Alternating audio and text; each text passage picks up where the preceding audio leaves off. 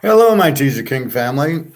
Back from our little break, switching from football and baseball and basketball to gold, bricks, banks, economics, and all that side of the class. So, where are we at? I'm going to play Egon. That natural resource reserve is going to be make Russia very important as an economy. And then Yeah, we're going to play some of Egon, but as I was stating, I named this Two Pass. Why did I name it Two Pass? I don't know. No, I know exactly. As I try to explain and teach, you basically have two paths. This is my favorite way to explain this. And I did this in the hot tub today to my friend from New York. So you have two paths. Let me get the paths.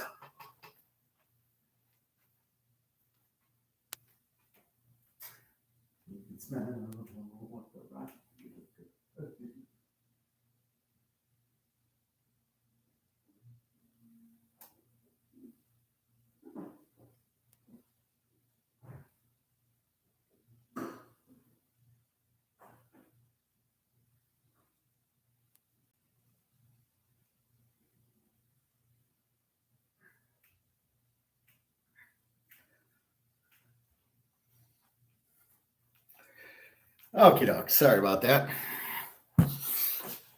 My mind changed in the middle for a better way to show my two paths.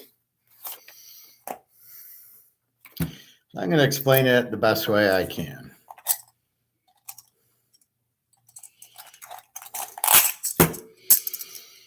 So, what are the two paths? One, the fiat currency that's going from this to this, or two,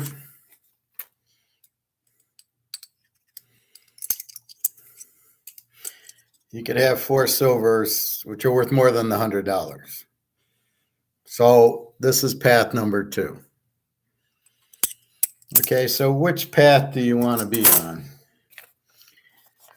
So your choice is to do this and hold this and do nothing with this and put it in a bank. Or you can put it into a bond. You can buy stocks. You can put it in a CD. But what you don't get is it's going to zero. So path number 1 is I hold this and do nothing with it and watch it go to zero. So that's path 1. Inflation's eating this up. The government, and I will show you, Egon has to eat it up to get rid of the debt. So they're going to inflate it away, saying the dollar's no good, all the debt's gone. That's their way out of the debt by saying, oh, you know what? We don't have the dollar. We can't repay it. That's when you don't owe your credit cards or your mortgage. That's what the government's come up with, the Keynesian communist. So you either A, hold this. So you have two choices, two paths. Path 1, have this as it goes to zero. There's no such thing as deflation.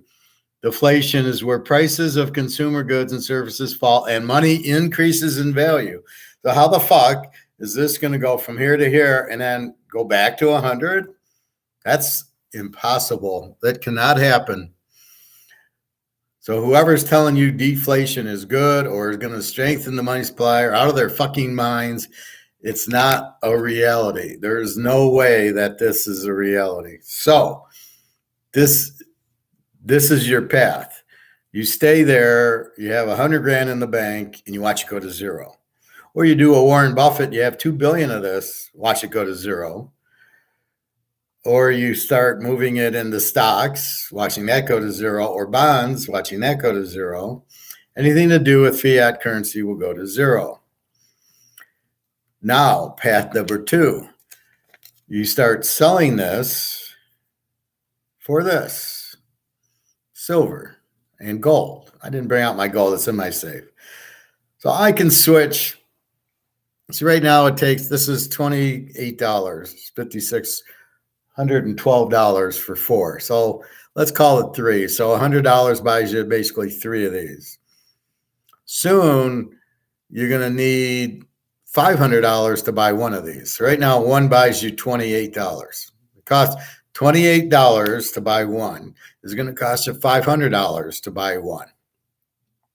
Same bullshit buying this. So path 2 is you switch to this. Aha, professor. But, gosh darn it, it just doesn't go up in value. Quoting Galaxy Quest. It just doesn't go up in value. There's no value. This is 27. It's been 27 for 50 years. It's not going to go up. It's been controlled by COMEX, and JP Morgan's going to keep controlling it, and there's no stopping it. And yeah, we know Russian has the BRICS, and they're going to come out with their gold currency, but we can't really stop it. Because deflation is a process where prices of consumer goods and services fall and money increases in value. Hey, Bobby Bo. Yep, just back and starting. So I named this the 2 paths. Path 1, you're in this. Path 2, you switch into this. This is going to 0. This has gone to this. So your $100 bill is now worth 2 cents. And it is not going to increase in value because of deflation. That's impossible. Once you print 10 billion of these, you make the value worth this. There is nothing you can do to make the value of this go up. The only chance, which they will never do, would be to start backing the dollar with this. Then the value of the dollar would go up, which is what Russia and China and the BRICS countries are doing. And watching YouTube on my little break, I saw that Saudi Arabia has now joined the BRICS, which means, that's it. They're the Alabama in countries because they got all the oil. So they're fucked. So this is now worth this. Is not going back to this. This is going from here to 0. That's it. Because every one of this in the history of life, not backed by gold and silver, have gone to 0. Every one, 1,000 of them. Because this is duty paper. This is paper. So every country in the world now runs on this, means every country in the world will go to 0. This is why the Russians, Chinese, and BRICS countries want to go to this, because every currency on this has never gone to 0, because there's no third-party risk. There's nobody printing this. There's nobody inflating this, because you can't inflate this. Inflation is because you print 10 trillion of these dollars. You cannot print 10 trillion of these silver coins. So path 1, watch your money go to 0 in the bank. Path 2, you trade your dollars for this, and you watch this go up from $28 to 2, 3, 4,000. Aha! But how is the money going to go up? It doesn't go up.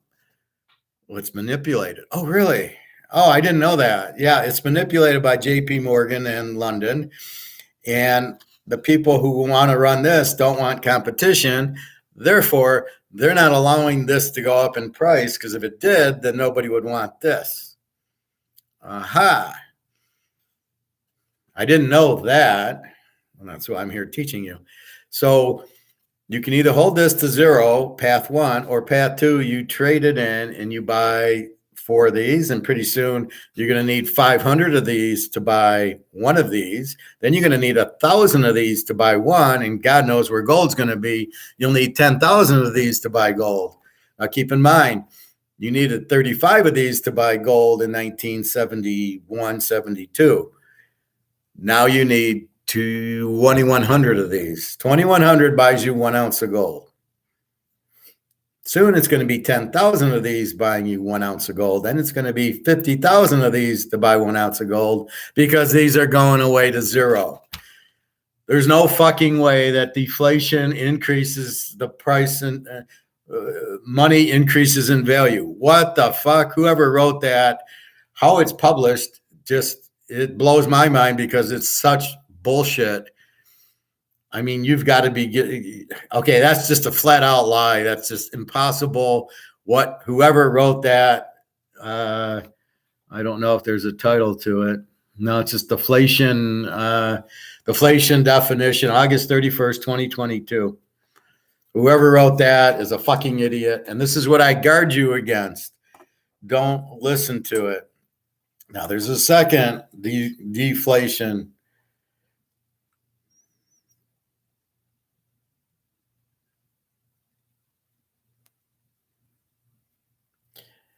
The second one, deflation occurs when the prices of goods and services fall. No, that's not deflation. That's the market. They don't understand what the market is. They don't understand what deflation is. The market is what we talk about. If Bobby Bo wants to sell Bobby Bo tennis shoes for $50 and he finds out he's too expensive and he lowers his price to $40 to compete with LeBron and Tiger and all these guys, then he lowers his price. It's got nothing to do with deflation. It's being competitive in the market. In the marketplace, if Toyota can't sell their cars for $30, they lower it to $27, is not deflation. That's just fucking trying to meet the market, what the market wants. That's what we talk about. Here's the market. Bobby Bo shoes, $40. Bobby Bo trying to sell it for $50. Bobby Bo lowers his price to market. That is not deflation. That's good economics. That's what the market will bear. Deflation occurs when the price of goods and services fall. Deflation expectations make consumers wait for future lower prices. Are you fucking out of your mind? You're going to get money in that's inflating and you're going to wait for prices to go down? And what fairy tale is this one? I guess I missed that fairy tale. Deflation expectations make consumers wait for future lower prices. That's just not true. That reduces demand and slows growth. So demand's down because you're waiting for prices to go down. And who's lowering these prices? So Bobby Bo sells his tennis shoes for $40, and that's what the market says. Bobby Bo is not lowering them to $30. If the market says $40, Bobby Bo is not lowering his prices. So are you waiting for Bobby Bo to lower his prices to $30? You're going to have a long wait because that ain't going to fucking happen. Because he's found market. He's found the market. The market's 40. He's selling it at 40. Why would he lower it when the market's here? Will the market drop? I'm going to see why. Why would the market drop? That reduces demand and slow. Deflation is worse than inflation. That's fucking impossible because interest rates can only be lowered to zero. I don't see the correlation. Interest rates can be lowered to zero. They can't go negative. First of all, that's not true. They are at negative right now. The real rate of inflation, the real interest rates are the real rates, 5% minus the 15% inflation rate is a minus 10%. That's what interest rates are at now is minus 10%. The real interest rate. Deflation definition causes changing views on impact. So let's read this one. What is inflation? Deflation is a general decline in prices for goods and services. That's not factual. That's total bullshit. Typically associated with a contraction in the supply of money and credit in the economy. The contraction of supply and demand. What planet is that on? During inflation, the purchasing power of currency rises over time. How are you going to make this? So you're going to make this go from this to this. So you're saying inflation's made this go down on 1 cent and you're going to make it go to 10 cents? How is that? That's not possible.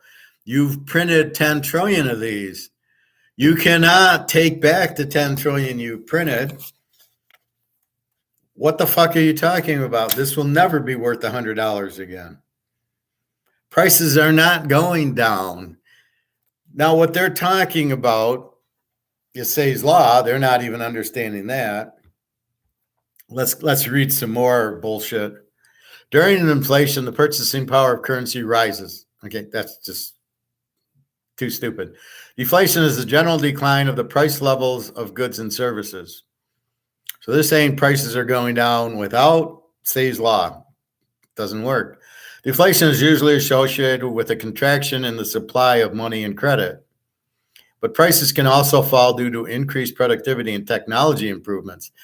Yes, we talked about computers yesterday. So this computer started at $1,000.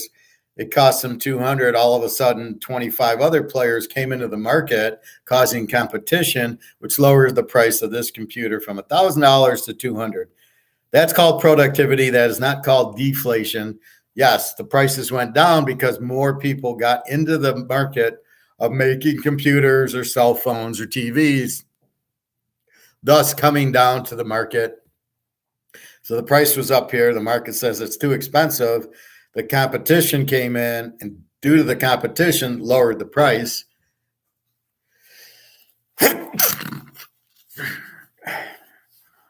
But that is not deflation. That is not strengthening the dollar. The dollar's still going down.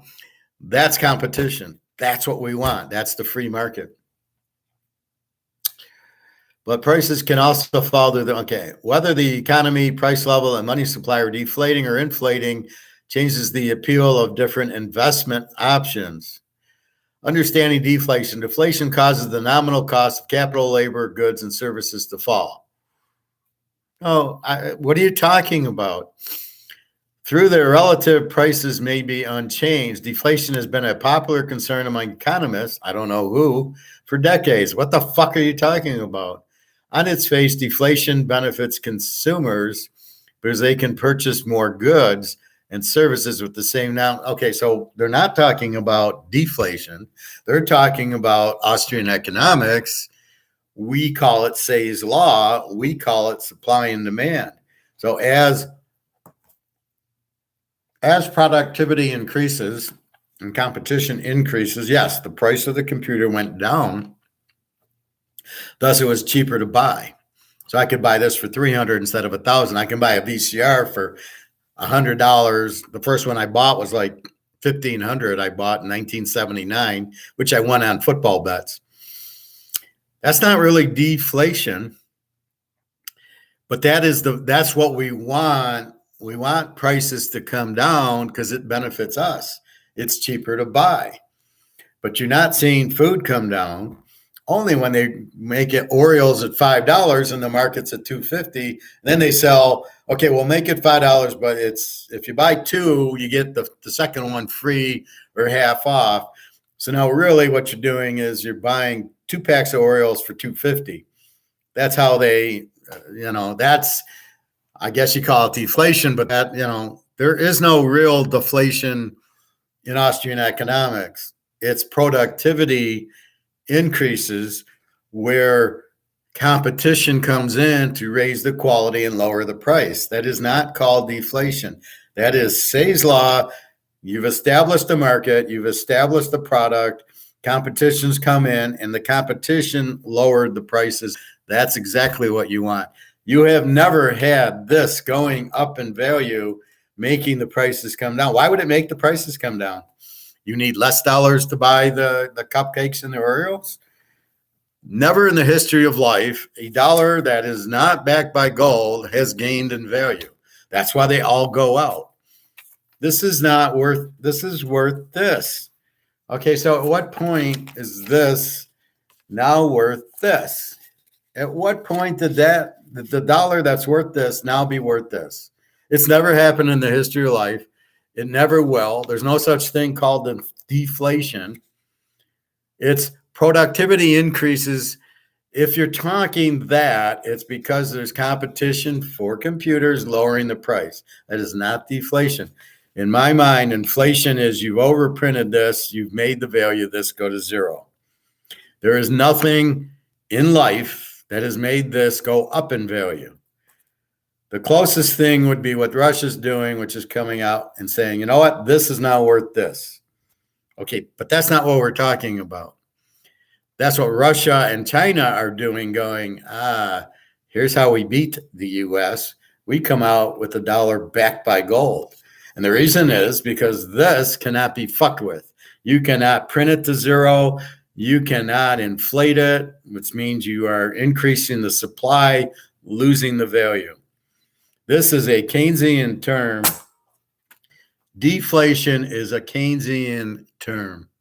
On the face, deflation benefits consumers because they can purchase more goods and services with the same nominal income over time. Isn't that good? Isn't that what you want? What's the problem with the? However, not everyone wins from lower prices, and economists are often concerned about the consequences of falling prices on various sectors of the economy, especially in financial matters. In particular, deflation can harm borrowers. No, that's absolutely incorrect. Inflation can hurt borrowers because they're getting paid back in cheaper money, who can be bound to pay their debts in money that is worth more than the money they borrowed. Where are they coming up with the money's worth more than they borrowed? What is that? That's not fucking reality. I don't know what the fuck that is. That's not economics that I learned. I got a master's in Austrian economics, and there is no way you can strengthen the dollar without gold. But can be bound to pay their debts in money that is worth more than the money they borrowed. That's a fantasy, and that's a Disney movie. I don't know what the fuck they're talking about. As well as any financial market participant who invest or speculate on the prospect of rising prices. That's inflation rises prices because the dollar's worth less. It takes more dollars to buy it. That's what happens. There is no other way. There is no the price of the dollar goes up and the prices go down. That does not exist. Causes of deflation. Oh, I can't wait to read this. By definition, monetary deflation can only be caused by a decrease in the supply of money or financial instruments redeemable in money. In modern times, the money supply is most influenced by the central banks, such as the Federal Reserve, the ones who cause the fucking inflation. When the supply of money and credit falls without a corresponding decrease in economic output, whatever the fuck, now they're talking Keynesian on us, then the prices of all goods tend to fall. That's such bullshit. If the value of my dollar goes up, why do I lower my prices? Does that make any sense? So, okay, I'm selling Bobby Bow tennis shoes. We're selling them at what the market says. We're following the market. The market says $40. Bobby sells them at $40. The value of the dollar goes up. Why would my price go down? There's no reason for my pricing. I'm still $40 and I still am at market. I am not lowering my price because the value of the dollar goes up. As we switch to this, and Bobby says, you know what? I'm going to sell it for 2 ounces of silver. I'm gonna sell my shoes for 2 ounces. 2 ounces of silver sells my shoes, even though this is 54. We'll say he's selling them at 50, 56. Let's say $60. Let's say these are 30. Bobby Bow, his shoes, the market is 2 ounces of silver, which is approximately $60. But we don't care what the fucking thing is in dollars. We only care what it is in silver. So Bobby says, I'll take 2 ounces of silver to sell my shoes. Okay, this now goes up to $100 each. Now you don't even need 1 ounce of silver to buy the shoes. It's like half of the ounce. I need a half of this to buy the shoes. My price of the shoes is never going down, but I'm not pricing it in dollars anymore. I'm pricing it in silver. So now it's a half ounce of silver to buy my shoes, and the half ounce of silver went up to $100. That's why would the price ever go down? It's not going down. It's still, you know, what, $40 for the shoes, or what is it, $60? It's still $60 for the shoes. Just because this goes up in value, I don't lower my price. What the fuck are they talking about? The value of this is going up because the value of this is going down until this is gone, and then now this price is everything. So now Bobby says, you know what? For 1 ounce of silver, I'm going to sell my shoes. Silver's now $1,000 an ounce. Well, Bobby can't sell them for, he's not going to sell them for $1,000. He's going to sell it at 1/10 of an ounce. And what's Bobby's cost going to be? Well, if, you know, I need 1/4 of an ounce of silver to buy my material to make my shoes and advertising, and I want to get paid. I can do all that with 1/4 ounce. So if I sell it for a half ounce of silver, that's the market, then I'm fine. Where in God's name is the value of the dollar go up in value. How the fuck does that happen? And how the fuck, if this goes up in value, does Bobby sell his shoes for less? Bobby doesn't sell his shoes for less. It's always, let's say $60. It's always $60. Only now we don't have dollars. We now have silver. And then he's got to convert his silver to this price. And that's going to be the tricky part. That's why you always need this to convert this and buy these to buy Bobby's shoes, to buy steaks, to buy pig's ears, to buy everything else. That is the whole point. So I don't know what the fuck they're talking about. There is no such thing as deflation. I don't know what the fuck I'm reading. I don't know who wrote this, but it's full of shit. This is what I warn you about. You must be careful of what people tell you. So there's people on YouTube talking about deflation.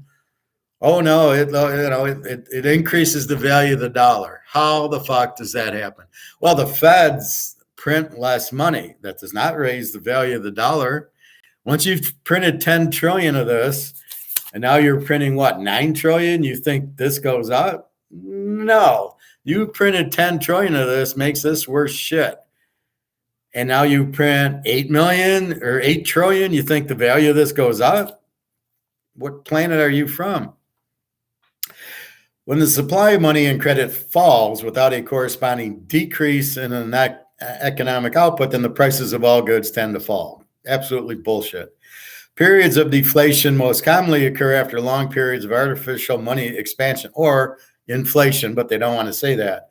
The early 1930s was the last time significant deflation was experienced in the United States. Was it? That was mass inflation. There was no deflation there. The value didn't go down. What the fuck is this guy talking about? We had an economic depression, which was inflation caused in the 1930s. What are they fucking talking about? So they're trying to blame the depression on deflation. It's a total lie. You inflated the money supply, which led to the tax increase, Smoot-Hawley Tariff Act, which is taxes, which led to the stock market dropping because profits went down because of higher taxes, which led to stocks going down. What led to the deflation is the fucking FDR and Keynes was his financial guy said, we need to print money to save it. And then they brought in the gold so they could print more money because Keynes said, if we print more money, which is inflation, will kill the value of the dollar. But because there was no economic activity, the prices had to go down because, as I say, if you got tuna on the shelf at $5 and nobody wants to pay for it, the prices will go down. But that is because you fucked up the money supply through the inflation. It had nothing to do. Prices went down because nobody could afford it. And they're trying to correlate that. They're trying to call that deflation and correlate the fact that nobody was able to buy anything into, oh, look, it's trouble. Look at deflation as trouble. So they're playing games. They're absolutely playing games with the definition of that's not what deflation even is, but they're trying to use it. The major this will tie it up. The early 1930s was the last significant deflation was experienced in the United States. The major contributor to this deflationary period was the fall in the money supply following catastrophic bank failures. Other nations such as Japan in the 1990s have experienced deflation in money times. Japan had massive inflation, not deflation. The major contributor to this deflationary period was the fall in the money supply, really, not the inflation. Not the higher costs. The fact nobody could sell because nobody was working because of the inflation caused unemployment, which is what you're going to have with stagflation, is high inflation and high unemployment. That's what's coming around the corner. Because if the people at Ford and Toyota and GM get laid off because they can't sell the cars at these prices because of the inflation, because the money is going down, therefore it costs $70,000 to buy a Ford, which nobody's going to do. They're going to lay off people, so they can't go to Target and Kmart or Target and Kroger's and all these stores and restaurants because they're laid off because the money has gone down in value, making things more expensive, but people aren't getting raises. So they can't afford $70,000 for an F-150 or whatever. Therefore, they get laid off. Therefore, they don't go to the stores and restaurants. Therefore, they get laid off. That's from inflation. Now, what happens is the people at Kroger's can't sell their Oreo cookies at $5 because of the inflation, has to reduce their price to $3, or it just sits on the shelf. So therefore, they might lower their price because nobody is going to pay $5 for it. That is not deflation. That is from inflation. That is because they're going over market. The market for Oreos is $2.50. They're trying to sell it at $5. I'll give you an example. I go to the gas station and I get a Diet Coke, or I get the 6-pack of Oreos. The 6-pack of Oreos is now $2.50, and the little bag of Doritos is now $2.50. And I tell them to fuck themselves. It's too expensive, so I'm not buying it. They lower their price is not deflation. It's the market is $1.50 for Doritos, and you're at $2.50. The market for 10 Oreo cookies, I can get the whole package for $3 or $5. Why would I want 10 for $2.50? So your price is too high to begin with because of the inflation. And I tell you to fuck off. The market's here, so you have to lower your price to market. And at that point, I spend. But if you're too expensive, you have to lower your prices because you raise them too much because of the inflation, because your costs went up. You're trying to cover your cost by charging the customers, and you can't do that because we are the market, and we tell you to fuck off. We are not paying $25 for a steak, $5 for Oreos, $5 for Cheerios. Fuck you. We're not paying it. It's too expensive. We substitute it for different types of pop, for different cookies. Maybe we buy ice cream instead. Maybe we buy, instead of Cheerios, we buy, we say fuck you to cereal. Instead of a $25 steak, we buy hamburger, or we find a $10 steak. Things like that. Like salmon's been $20 for salmon. I say, fuck you. I saw salmon for $10. I just bought a bunch because it was finally at market. And then today I went in, I think it was raised back to 19. I told them to fuck themselves. I'm not paying that much, but that's the market dictating. It's got nothing to do with deflation. The money isn't stronger. It's you're over market, and then you're adjusting to market. How the fuck is that deflation? There's no such thing as deflation. There is no such thing that this can never go from this to this. That's impossible. Okay, that is not economics. You inflate this by printing 10 trillion of these, making the value this. It can never go up to this because you print less. Once you print 10 trillion, now you're printing 5 trillion. You think this is going to go up in value. Man, you're out of your fucking mind. However, what will go up in value is this. So path 1 is holding your 100 to this and keeping it until it goes to that. Now your 100 has no value. Path 1, you get no value. Deflation is not going to save you because there's no way this goes from here to here. That's not possible. Your only out is to change it to this and watch this go to the moon, which is about to happen because this is going to fucking zero. So path 1, you watch your money go to zero. You do nothing with it. You leave it in the bank. Oh, now I need the money to put in my safe at home. Oh, we don't have it for you. Sorry. We can't give it to you. Or your money in the bank goes to zero anyway. So this is basically zero. You have no value. Or you can trade it for this, path 2, and watch this go to the moon. Oh, but JP Morgan controls it. It'll never go up. Oh, really? You watch. That's going to lead me to Egon. So anyway. So the major contributor to the inflation period was the fall in the money supply following catastrophic bank failures. And if you believe that, I got some oceanfront property in Detroit. Federal Reserve history, the Great Depression. The Great Depression was caused by the Fed, had nothing to do with what is this? The fall in the money supply was the fall in the money supply. First of all, they couldn't print more because it was based on gold. You could only print as much. They should have raised the price of gold. If they raise the price of gold, they don't have to print any more money. The money's got a bigger value. So if they went, gold was $20 at the time. If they made gold $50, they didn't have to print more. You wouldn't have inflation. This is why every country has gone out.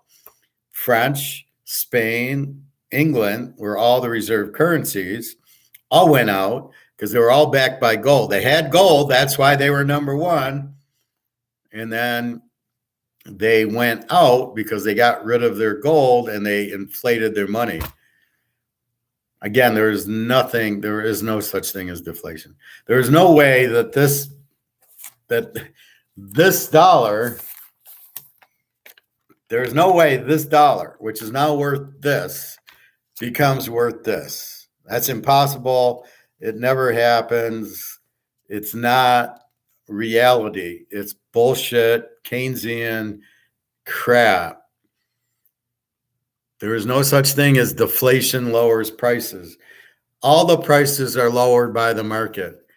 If me and Bobby don't want to buy steaks at $20 a piece and the price goes down, that's not deflation. That's the market acting of what is the market, and the market changes. Bobby's $50 shoes. Nobody wants to buy them. He lowers them to 40. That's not deflation. That's the market saying, sorry, Bobby, we don't have enough money because of the inflation. We can't afford it. So Bobby lowers the price. So he stays in business. No such thing as this. This is such bullshit, this deflation. Oh my God. Causes of deflation. A decrease in demand or growth in the money supply. Where do they come up with this shit? Just because the money supply decreases, you've already printed 10 trillion. All right, enough of this. Let's go to our man Egon. Budget revenue will decline, so it could be more than 50% of tax revenue. So and we're not going to stop at 40 trillion either. It will continue. It's talking about the debt. So sadly, the U.S. is looking at a pretty dire situation. A situation which cannot be financed in normal terms, only by the Fed buying the bonds, because the foreign governments have stopped buying bonds. Investors, who the hell wants to buy a bond from a country which is technically bankrupt today, and that has increased debt by 30 times since 1980? More than 30 times, and has increased tax revenue by I think 7 or 8 times. How they can never be repaid. Of course, they're just increasing the debt and never raising enough tax to repay it. Of course, they never no intention of repaying it either. The only way that now they can deal with this is to inflate it away, and that's going to happen. Of course, we're going to see massive inflation in coming years and the years, and which will mean a debasement of the currency and the dollar, and obviously gold will reflect that, because the gold is the other side of the dollar or any currency. So we're looking at some very interesting but some very difficult times ahead, Tom. Yeah, Egon, it's... So what did he just say? Did he say anything about the deflation? Why wouldn't we deflate to pay off our debt? So what he's initially talking about is the debt going from 20 million to 50 million. It's at 32 million, on its way to 50. I don't hear deflation in Egon. He doesn't say, you know what, why don't we deflate the money supply to raise the value? No, what does he say? The only way to get rid of the debt is to inflate the dollar to zero. And that's what he's doing. And by the way, guess what's the beneficiary right here? This goes to the moon because of what they're doing. So that's why I don't worry. I don't look at COMEX because that's not a real price. We're about to become very rich on our gold and silver because the government has no choice but to inflate this down to zero. And that's what's going to happen. This goes to zero. there goes the debt. That's the only way they can do it. And then, by the way, this goes to the moon. Gold goes to the moon. So gold and silver are the same. So when I say silver goes up, it's gold. If I say gold goes up, it's also silver goes right with it, because these are the only real money. And when people talk about, well, silver is for, batteries and calculators and phones, it's money. It's too cheap right now. It needs to go to its real value. And I don't know if they're keeping it priced down so people can buy the electric batteries, because you know what you need to make electric batteries is this. And you know what wears out is this. Gold never wears out. Silver does. So you need a lot of silver because it's going to wear out and you're going to need more. They won't be able to make enough batteries because there ain't going to be silver on the market, because it's going to be in our safes watching the price go up because they need it to create their things. So let's go to our next little Egon subject. Banking system for quite a while.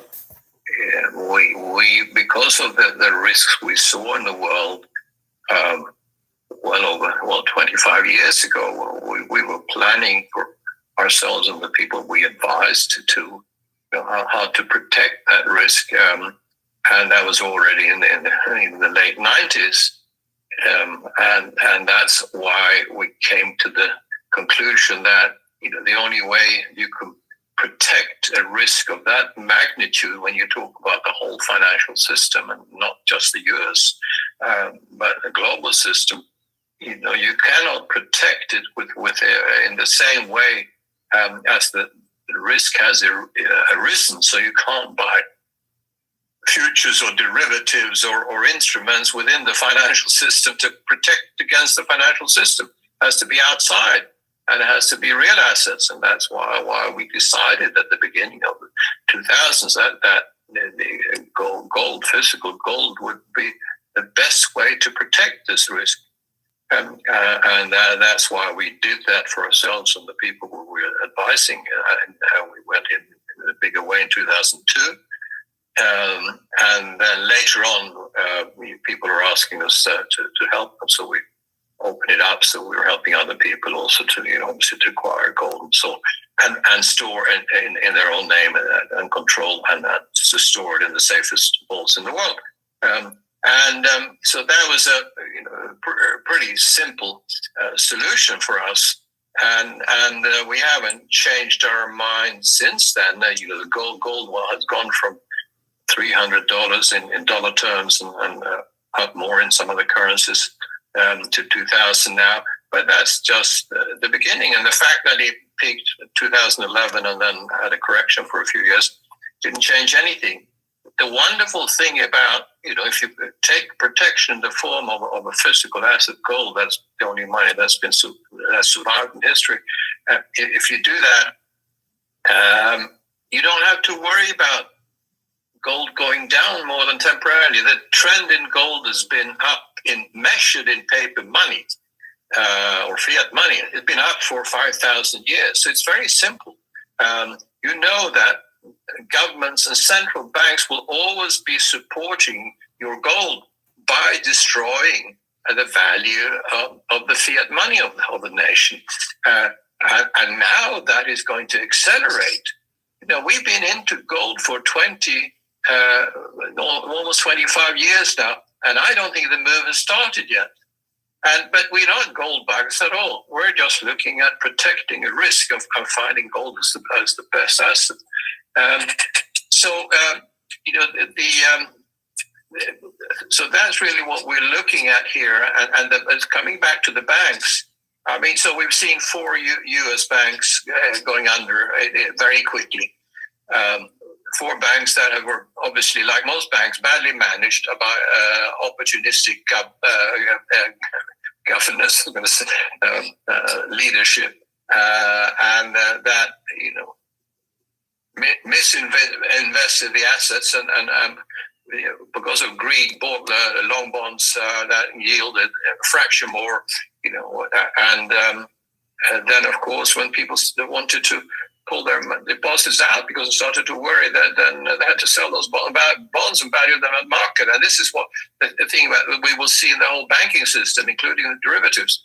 A lot of instruments are valued at maturity, and they shouldn't be valued at maturity. They should be valued at market, and that's why we have massive latent losses in the banking system, and half of the U.S. banks are basically underwater now today. And it's going to get a lot worse because a lot of their outstanding assets, they're not going to be repaid in full because they're going to go down in value. So therefore, we've just seen the beginning of the fall of the financial system. So we've seen force U.S. banks and Credit Suisse here in Switzerland, of course, which I've been writing about for years. There was a disaster waiting to happen always. They lost billions here and billions there, and one deal after the other. And the bank that took them over, UBS, was virtually going under in the 2008 crisis. So I won't say it's a blind, leading the blind here, but it's in my country, Switzerland. I love Switzerland, and it's used to have the most conservative banking system in the world. So you can see the bank problems because of the bonds. Well, wait a minute. Why don't they just use deflation and strengthen the dollar, and then everything will be okay? Because it doesn't exist. See, my point is everybody's saying deflation, the value of the dollar goes up, but yet nobody sits there and says we could use deflation to build the value of the dollar back up, because it doesn't exist. There's no such thing as we'll print less dollars and the value of the dollar will go up. It's impossible. There is nothing. The only thing you can do with the dollar is put these guys behind it, which is exactly what the BRICS countries, Russia, China, India, are doing. That's why Saudi Arabia joined. That's why all these other South Africa and all these countries are joining, because they're not stupid. They realize all of these currencies that use this, that's not backed by anything, which is the whole world, are going to doo-doo. They're all going to zero. And they understand the only way out is gold and silver. That's why the central banks are buying gold and silver. But JP Morgan they want to fight. And they want to say, you know what? I got $1 billion, and so does Warren Buffett and all these other idiots. And instead of being smart enough to trade it in for gold and silver, they think, I'm going to hold my dollars. And when things start going down, I'll be able to buy all this with currency. Good luck, because you're not going to have any money. Your money's going to zero, Warren Buffett. Your $2 billion is going to zero. Bill Gates and all these other losers, idiots, good luck, because you're instead of being smart enough to buy gold, you can't understand the concept. You're on path one. So Warren Buffett's in this path. And as it goes to zero, he's not smart enough to go into path two. Why not? So you want to hold your money because you think real estate will drop and everything will drop, and you'll be able to buy it cheap because you think your $100 is still worth $100. Well, guess what? It's worth 22 cents, about to go worth zero, and this is going to go to the moon. So any intelligent person who has a fucking brain would get out of path one and go to path two, because they would realize I'm not doing anything. I'm just taking this to buy this. And this used to be, gold's the better one. 35 of these bought 1 ounce of gold. Now 10 of these $100 buys 1 ounce of gold. And pretty soon I'm going to need 4,000 of these, $40,000 to buy an ounce of gold. And they're going to need 4,000 of these to buy an ounce of silver. So all it is being switched from here to here. So you either get in on it and go, that makes perfect. I'm gonna sell this to buy this and just wait. But no, the story goes, gold doesn't go anywhere. Well, it's manipulated by JP Morgan. Oh, really? No, there's no manipulation. It's all supply and demand. Right. So what you have is people not understanding supply and demand, not understanding price fixing. But why would you keep your money in this? This doesn't have any value. And you want to buy British pounds? That doesn't have any value. You want to buy euros? You want to buy yen? You want to buy won? You want to buy rubles? None of them have any value because they're all paper dollars backed by air. And they're all being printed because you have all the Keynesians and all the George Soros printing, not understanding they go to zero. He wants to take over the world. I feel like I'm watching Pinky in the Brain. He wants to take over the world by printing these without understanding that the more you do it, it goes to zero. So your only way out is this. This is your only way out, is to trade this for this, path 2. Get out of path 1 because it's not going to have value and get into path 2. So he's trying to say, well, wait a minute, my Mercedes that's worth $100,000 that now has 500,000 miles on it. You know what? It's still worth 100,000.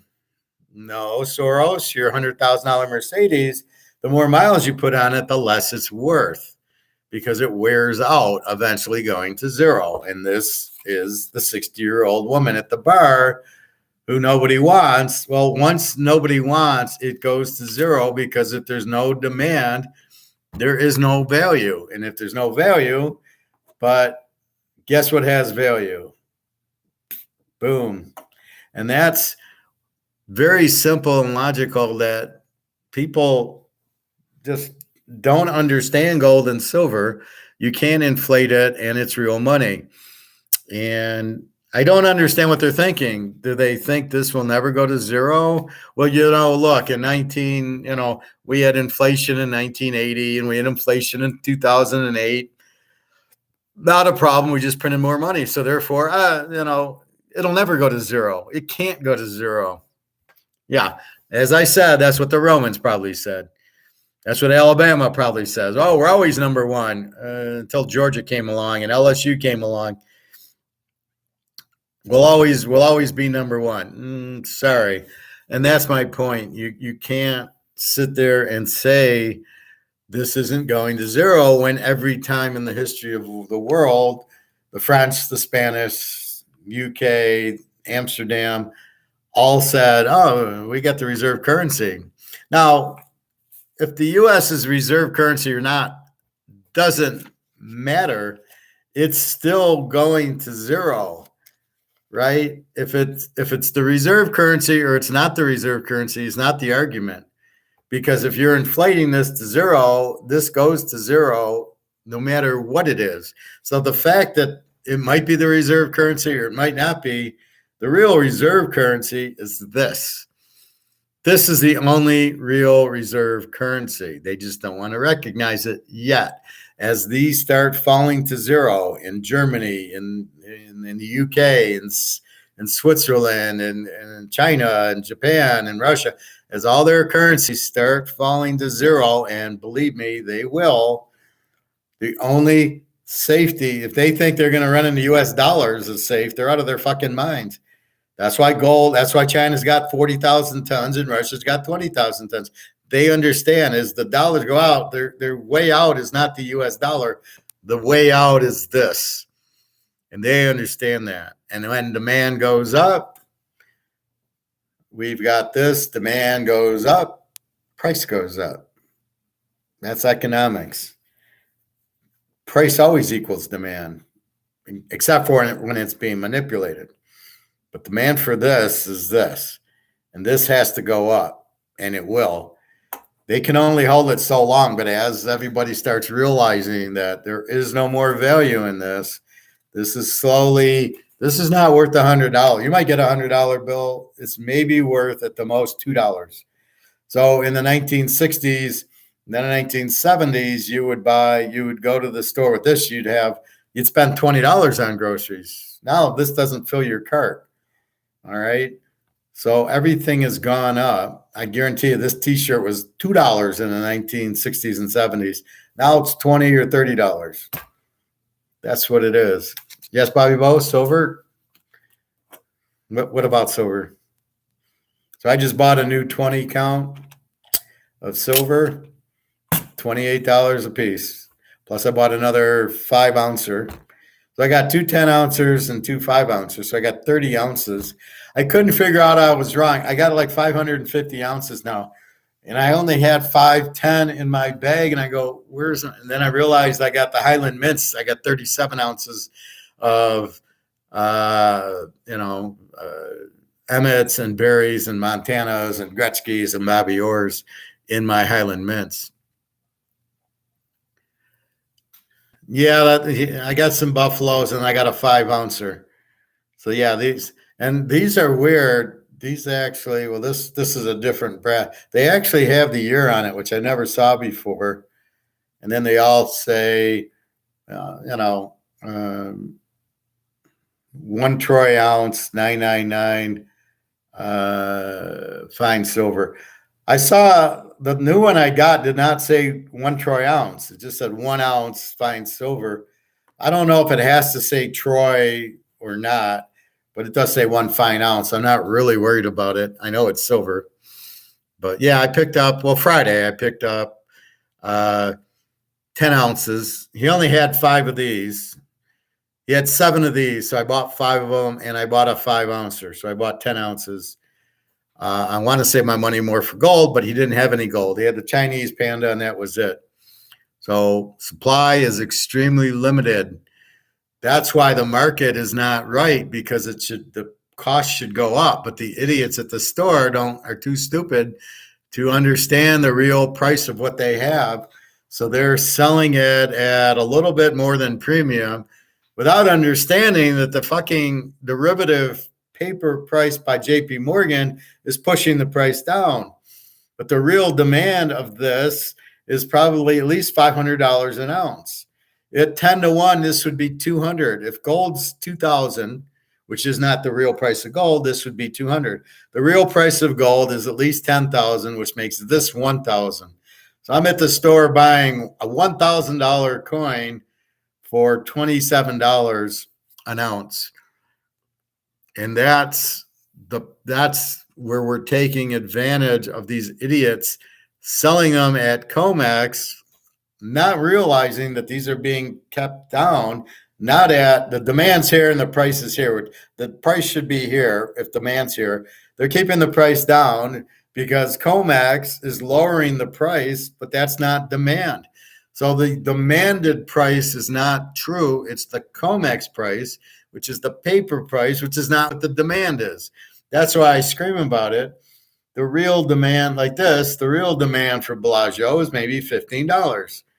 That's what it is. But COMEX would say it's $1, but it's really 15. So it's not really being done at the market. And the beauty of the BRICS nations is this will go to market, because the more that they want, you got 40,000 tons of this, you're like, okay, I want the price to go up. That's how they're going to pay off their debt, and that's how they'll be the new Alabamas. Is going to be China and Russia are going to be ranked 1 and 2 in the college football rankings. It'll be Alabama, and then Georgia will be China and Russia.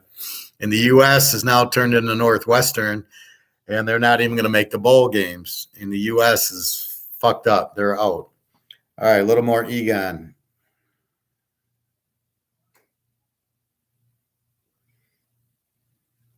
Yeah, let's go to here. The European one is going to have a very bad time. And of course, all of this has been exacerbated by the sanctions also, which I always said that are ludicrous. The sanctioning of Russia and of trade with Russia, and therefore of especially European trade, is a disaster.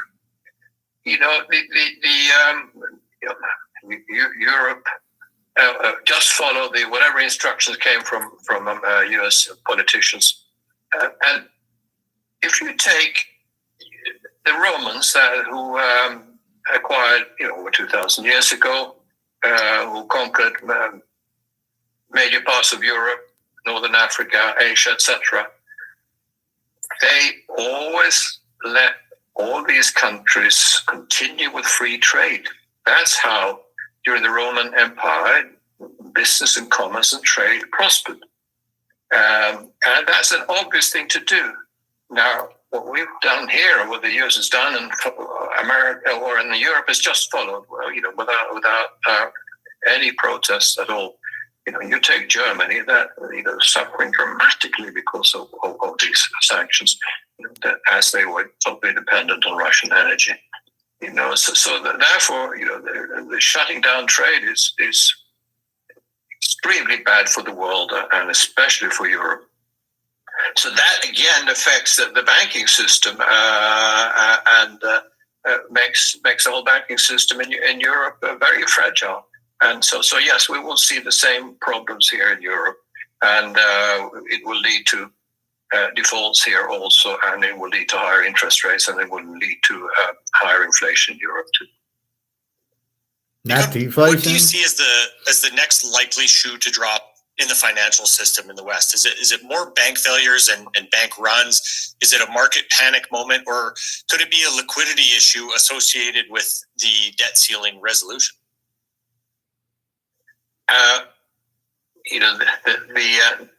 We'll start with the last one. The debt ceiling. The debt ceiling is, that's going to be always has been resolved. As I said, more than 100 times. So I don't think there'll be an exception here either. There'll be the same, spectacle and playing out, and then everybody then they'll settle. So that I don't see, I don't see a default coming out of that. What we will have is more of the same.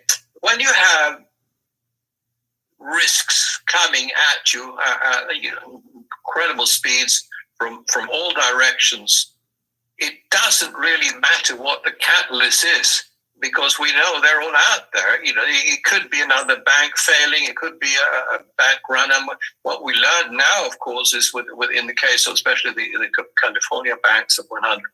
The internet made these bank runs instantaneous. With your account on your telephone, just transfer the money out within seconds. You don't have to queue outside the bank anymore. It's wonderful. You just pick up your iPhone and you take your money out. So it can happen so quickly without anyone having a chance to stop it.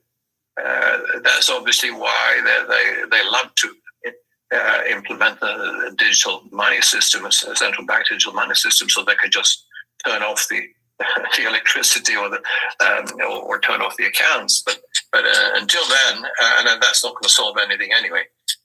Until then, yes, it could happen very quickly, and the next bank can be around the corner. So it could be a bank. It could also be obviously the dollar weakening, and it can be the bond market also continuing down and interest rates up.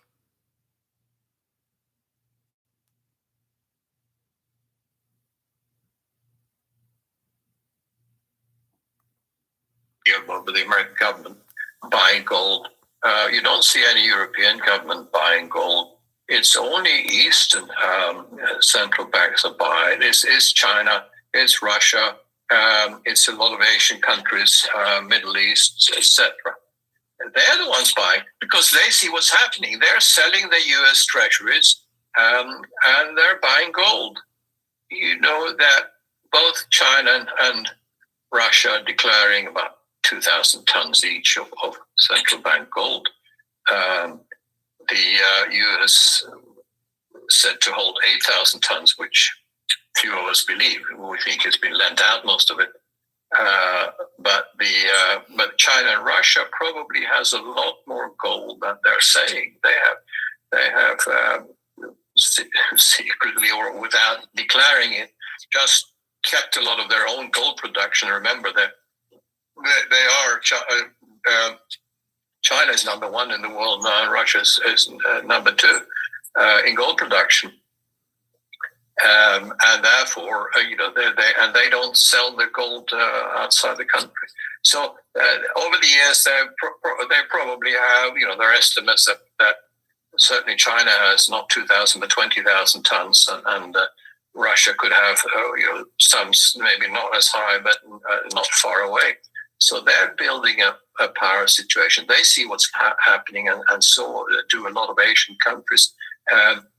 And the reason they're doing this is that they see gold becoming a major part of the next reserve currency. The dollar is gradually losing its reserve currency status as more and more countries are now talking about doing trade, and especially commodity countries with China trading in the commodity against yuan, and then the beautiful thing is that the people who sell in yuan, like say Middle East, Saudi Arabia, or even Russia to China, the yuan is freely exchangeable on the Shanghai Gold Exchange to gold.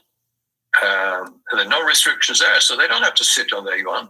They can have gold, and they will keep increasing their reserves in gold, and then whenever they need the gold to trade, they'll sell the gold for yuan or whatever. So that's where and since we know that the whole of this sector, as the West is declining, which is inevitable, every empire has declined throughout history, and so we're going to see the last desperate moves now of the Western economy as it declines until there's not it won't disappear. Nothing disappears, but it just less important for the world. As I said in the recent presentation in Frankfurt, maybe not this generation, but your children or grandchildren, you'll send your children to China as au pairs. We'll have Europe will be the poor country and China will be the rich country.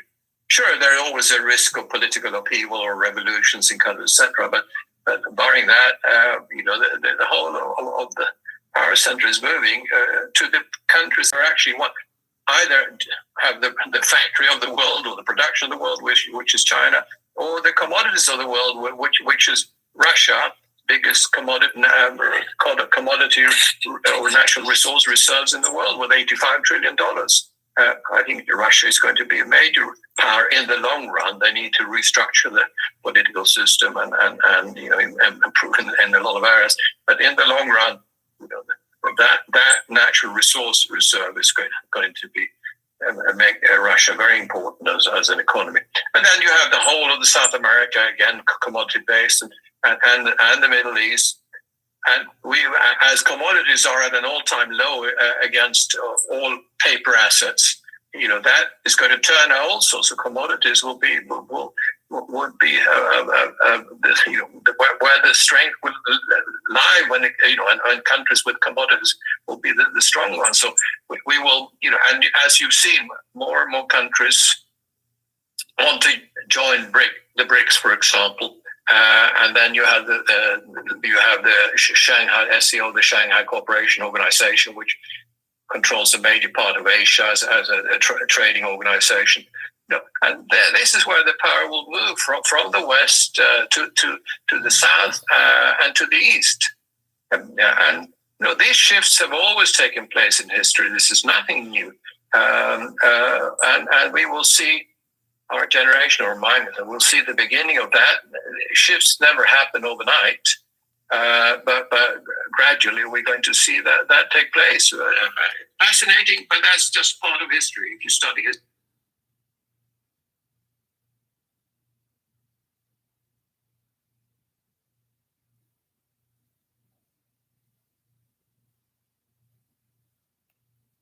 In real terms, it will also go up substantially.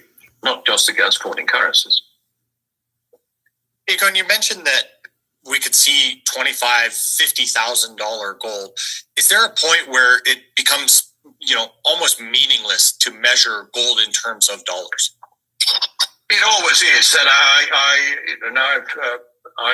often say that the forecasting, especially the gold prices, and Mark's game.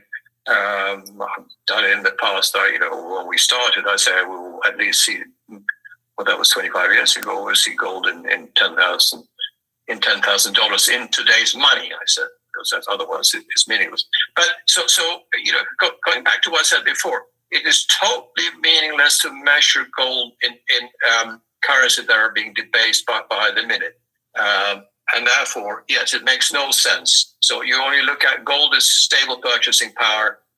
Gold protects you against these disasters that we talked about, bank failures and other things of the system, and debasement of currency. So therefore, that's what gold is, and we don't care the slightest bit. The people who invest through us, etc. We don't care at all what level the gold reaches in fiat currencies. But so, if, as I said, if gold only goes up because of the amount of required money printing that we will see in coming years, then that's meaningless. But there will be a point when gold will go up by more than the purchasing power. But that's on the one hand. So that will happen. Whatever. It has to happen because that's the way that a financial system ends, by debt defaults and massive money printing. So, but if gold actually, as I said in the other suggestion, that gold becomes a reserve currency for central banks, floating reserve currency, not fixed, which is, I think, the way it should be, because whenever it's fixed, it will always be manipulated. This is floating now.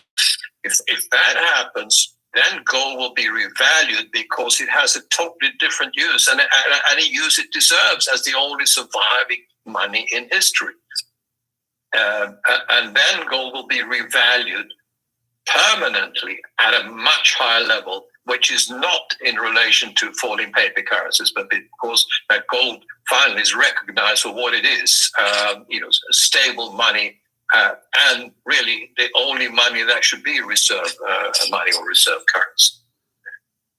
So that's why we have to differentiate between gold just going up in worthless paper money, or gold going up in actually becoming a real asset that countries treasure and want to hold, whatever happens, and therefore it will be revalued, the fundamental revaluation of gold, and a lasting one.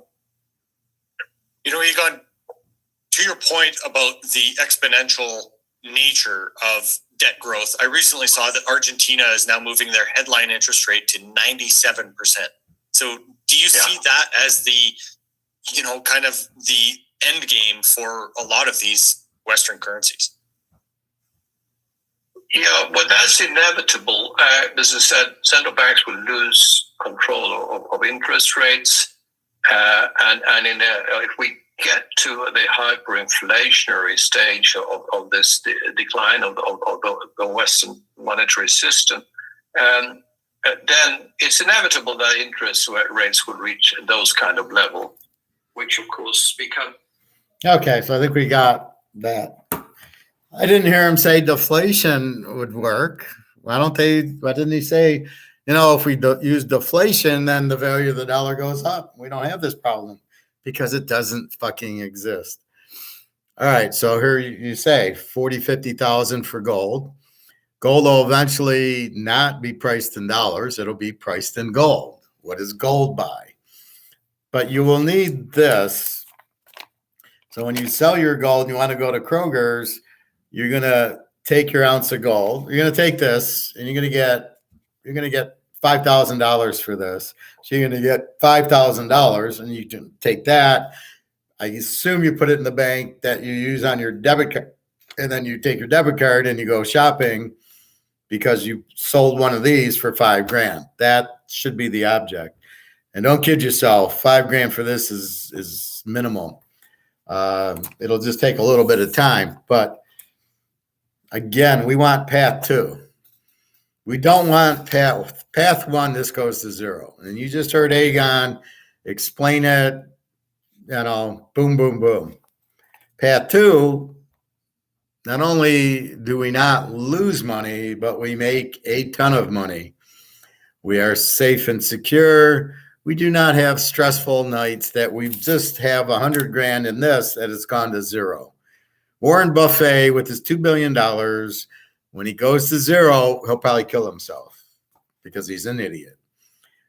us are going to be going, oh, this is now worth, $5,000. Well, it won't be worth dollars because the dollars won't have a value. That's when you don't owe your credit card and you won't owe your house because they don't know what to price it at. Interest rates will go up for a short time and then they'll just go away because the currency will go away.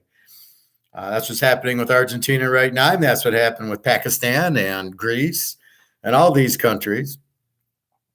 So it doesn't matter if the U.S. is a reserve currency or not. The real reserve currency is this. This is the only thing that can actually be reserve currency. But all the crooks want to have this because they can print.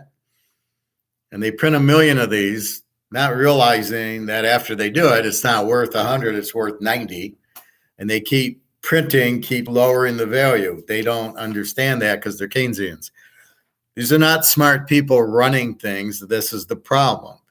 This is like the Detroit Lions running the government. They don't fucking have a clue. So this is the problem when you have idiots running things. And that's what you have. So your only out is gold and silver, which is what I keep telling you. We understand that, right? We want path 2. So I get you out of this. So I keep screaming, get out of this now while you can still buy this at $27, $28. What it was 22 something. I think I paid $27.50 an ounce for this. Right now it's 4 1/4 the premium. And I laugh. Even if I had to pay $30 for this, I laugh. So what he keeps talking about with the water filling the stadium, he says it takes 50 minutes, but the first 45 minutes, it's only like 10% full. Everything happens the last 5 minutes. And that's what he's trying to warn us on is we're slowly going up, but in the last 5 minutes, this goes to the moon. That's what he keeps saying about the pool going, in 50 minutes, the stadium's full of water. That's what he means. This is 27 now, and then it goes up to 2,000. But you better buy it at 27. Now, what I keep trying to explain is you have no risk. If you hold on to this, you're going to zero. Path 1, you go to zero. That's what's happened to every currency not backed by gold in the history of life. This is still around for 5,000 years. It's the only currency that still exists that the Romans used. So if you're in Rome, you probably said the same thing. Oh, I got dollars, I'm fine, until we went out of business. But this didn't. So if Rome would have kept their gold and silver, they would have been fine, but they didn't. The corrupt politicians. What do we got now? We got Joe fucking Biden, the most corrupt politician outside of Clinton and Bush and Obama, FDR. I mean, there's just name it. I think every politician is corrupt. I think it's the nature. It's the greed. They don't know. Well, first of all, they're attorneys. Attorneys don't know economics. So therefore, they never know what to do. And then they hire Keynesians who say, print money. And the president doesn't know. He's got Janet Yellen and Boog Powell, and they don't know. And so they just want to keep printing money. And they don't know Austrian economics. The only way out for the U.S., if I was in charge, we'd be on the gold standard. Get rid of this and make this not worth 2,027. This is worth 5,000 and the gold's worth 50,000. That's what I would do. It's the only way out. You can't, there's nobody talks about deflation because there's no deflation. You can't fix the money, or I believe Argentina and Greece and Sri Lanka and Pakistan would have done that, right? Wouldn't they have done that if deflation would have saved them from the inflation? Don't you think they would have done it? Because it doesn't exist. Once this goes to this, the next move is this. That's what happens next. There is no other way. There is no out. And that's what you get to look forward to. So get out of the gold and silver because you can still get it and you can still get it cheap. But if you think in a year you're going to see $2,000 gold prices, you're out of your fucking mind. You're going to add at least 1 0, if not 40,000 to it. And this, you're going to add at least 2 zeros to this. $27 is going to be 2,700. If you think you're going to buy an ounce of silver for $27 in a year, you're out of your fucking mind. That's impossible. There's no way, because the dollar is going to have no value. This is what it's worth. This is what this is worth now. And if you think this is all of a sudden going to go up in value, explain how a car goes up in value when you've got 200,000 miles on your $100,000 Mercedes and it's worth 1,500 now. How the fuck is it going to go back to 100,000? Well, I got to replace the engine, replace the trans, paint it, get all the rust out of it, actually put a new body on it and new tires, and make it worth 100,000. I got to do all that. Well, I can't do that with this. There's nothing I can fucking do, because I've ruined the value of this by printing it to death. And once you print it to death, there's no coming back. Once you're down 35-0, you're down. The game's over. You're not all of a sudden going to win the game. There's 2 minutes left in the fourth quarter, 35-0. You've lost. There's nothing you can do to win. That's what this is. They're losing 35-0, and there's about 2 minutes left in the game, and now you're at this. And then you're sitting there, and this is the team with 35 about to win. And that's what you got to understand. I don't understand why people don't get that message. What is that? I don't know how else to explain it. I think you guys get it. I know Bobby does. I don't get when I talk gold to the communists or the people in the hot tub, and they look at me like I'm an idiot. I don't get what it is that they're seeing that I'm not. The only thing I can think of is they think that this 27 is as high as it's going. Well, the high is 50. They totally missed the COMEX part of it, that it's price fixed. So when they see 50, they go, wow, this is only going to go up to 50. It's at 20. Why invest in it? It's not, because it's not a stock. This isn't Microsoft. This is the same as this. This is money, but this never goes up in value. Oh, well, I can buy a treasury or a mutual, a money market at the bank where I get 3% on it. And this doesn't give 3%. Now this gives thousands of percentage. Gold from $35 to 2,000. How much a percentage was that? This is 27 going to 2,000. How much of a percentage is that? And no, it's not interest or dividend. It's the value of the silver going up. Well, Howard, it hasn't gone up. It's supply and demand. Nobody wants it. Well, is it really COMEX? Isn't that supply and demand? You mean it's paper derivatives? It's not real? It's not the real price? Really? Is that what's happening? Oh, no, I don't believe you, Howard. No, you're not. Yeah, you got a master's in Austrian economics. That doesn't help. Sorry, I can't. I don't buy that. The price. This is going to go up, and this will be okay because it's been okay before. They'll just print more money. Yeah, and then they print more money, and this goes to zero because that's what happens. Nobody wants it. He said earlier in there about the bonds, he said when the only people buying the bonds, that's the first thing I went to. The people buying the bonds don't want them. So all the other countries are not going to buy our bonds. We buy our own bonds. Well, that's not the point of it. The foreign countries are supposed to buy the bonds. Well, they don't want the U.S. dollar anymore. The next step is they start selling their stocks and pulling the money out of the banks because they're the ones with most of the money. They got $7 trillion here. They're going to pull $7 trillion out. What do you think is going to happen to the stock market? It's going to go up? How about the banks? He said 200 banks are collapsing. They're all collapsing because they all are in the same situation. They're all buying bonds, and the rates of the bonds go up. The interest rates go up. The value of the bonds go down. Boog Powell keeps raising rates, now 5%. They want the currency to collapse. The Bidens and the Boog Powells and the Yellens and the rest of these idiots. Who does that?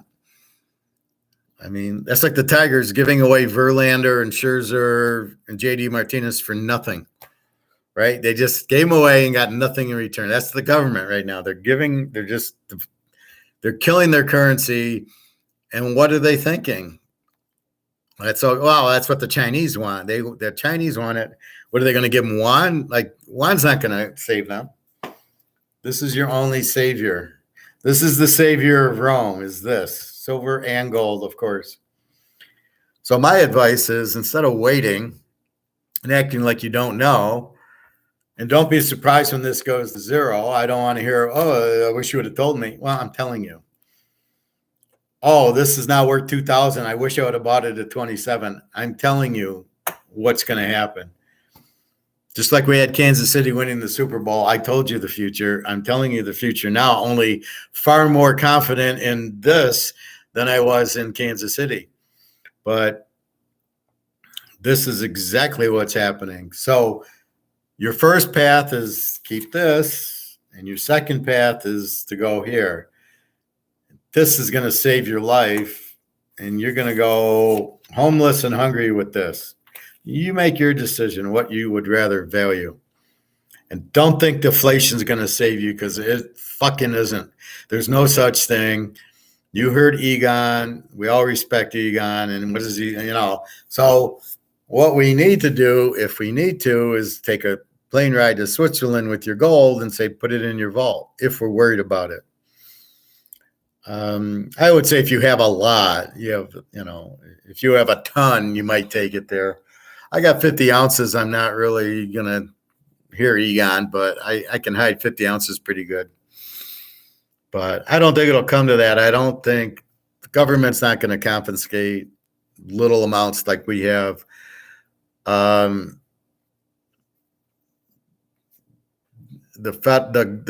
Fort Knox has no gold. As Egon said, he believes it's all lent out, so they sold it. So there is no gold in the U.S., Canada, or England, which he's already said. And all the gold's going to Eastern Europe and China and Russia and places that realize the value of the dollar is going to zero. And the only way that they're going to survive is with gold. That's why the central banks are buying the gold, really, for the government. And that's why they're buying the gold. It's the only thing that's going to hold the value. So I don't know. All you're doing here, I just traded this for 3 ounces of silver. So I didn't spend a nickel. And the fact that I value this right now at $55, but really, I could value it at $1,000. So this is worth $20,000. I just bought 20 ounces. This is worth $20,000 that I paid $540 for. That's how I think of it. Now, it's just the timing thing when it actually is worth the 2,000. But don't think for a minute it's not going to hit 2,000. Absolutely will, because this is in limited supply and this is real money. And it's either this or this. It's either path 1 or path 2. There is no path 3. It's not, I'm going to sell this for euros, Swiss francs, British pounds, Argentina money, Russia money, China money. There is no money that's worth anything. It's all zero, only they don't know it yet. Or path 2 is this, which is all about to go up higher, higher, higher. They don't want you out of this, because if you're in this is going to go. And the kicker is, once everybody realizes that this is bullshit and it's happening, there's not enough of this to go around. So he who has it makes a lot of money, because the demand goes up, the price goes up. This goes to 2,500, 3,000, 4,000. If I don't have it, that's what I'm going to pay for it if I decide to sell it to you. Why do I want 4,000 of this? Because this is crap. So now I'm waiting for the new currency to come out. And yes, there'll be huge demand for this, because this will be the only thing out there. And yes, you'll be able to buy a car and a house with it, because this is the only real money. So I'm trying to sell my house. I need money. I'm not going to take this So the only thing left to take is gold and silver. And if I offer you an ounce, you're going to say, that sounds good. Because we don't know what the real price of gold is. It's a hell of a lot more than $2,000. So keep that in mind. Nobody knows the real price of gold because it's priced at COMEX paper bullshit so they can control it. Only they won't be able to control it much longer. But why would you wait to buy it? You know you're going to buy it. You don't have a choice because option A is at this. So if you know this is going to this, your $100 bill is worth about 2 cents in every country. The only option for every country is to go into this. So fuck that. This is US. This is Russia, China, India, South America, Saudi Arabia. All need gold and silver. And there ain't that much gold and silver around. That's the beauty of it because it's very limited in supply. So you're buying a PSA 9 Mickey Mantle card very cheaply as it's about to go up. So I really don't get when people don't want to, why do you want to hold the money? Well, I'll keep it in the bank. It's safe there. Really? Between the bail-ins and go try to get your 100 grand out and watching the value of your money go down, how safe is it in the bank? First of all, your money's not safe anyway because it doesn't have value, right? So your money has no value. You're not getting really an interest rate on it, what, 2 or 3% that they tax you on. This, as it goes up, there's no tax on it. That's the beauty of it also. And it's hidden. Nobody knows you have it. If you want to buy a house with it, you buy a house with it. Nobody knows. There's no tax. There's nothing on it. I'll give you an ounce for your house. You take the ounce, I take the house. That's it. There's no transaction. No sales tax, no nothing. No capital gains tax.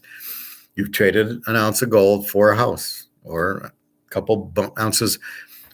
Most notably, what I'll try to do, there's 20 ounces here, is trade this 10 of them for an ounce of gold and get 2 ounces. That's what I'm hoping is turning my $540 investment into $40,000 because this has gone to 4,000 and gold's 40. And now I take this and say, well, here's 10 for an ounce. So here's 20, give me 2 ounces because that's the real price of silver is 10 divided gold by 10 is the real price. It just isn't there yet. That's why it's going to go to the moon. So then I turn $540 into 80,000. You tell me where you find that in the stocks or bonds or Bitcoin or anywhere else you want to go, and you have real money, the only real money in the world. And the Romans had it. So now that's, 3,000 years ago, it's been around for 5,000. The Incas, the pyramids, the mummies are all the kings, and King Tut is buried and there's gold in his coffin. So really that's the bottom line, right? Mr. Stone Cold, Bobby.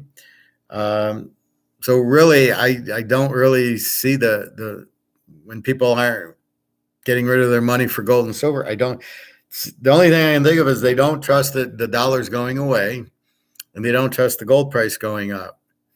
That's why I give you Egon and Alistair and those guys. You can hear it from them. You can hear it from me. I didn't get it from them. I got it from my class, from my teacher, and I know that to be true. So there's the trust issue. Is the professor really telling us the truth? Is it really going to go up? But the professor puts his money where his mouth is, says, look, I bought it. So if I'm bullshitting you, I'm not buying it, right? I'm not bullshitting you. I give you my football picks. I'm not bullshitting you. You see my site. You see I give KC in the Super Bowl, and who wins? KC.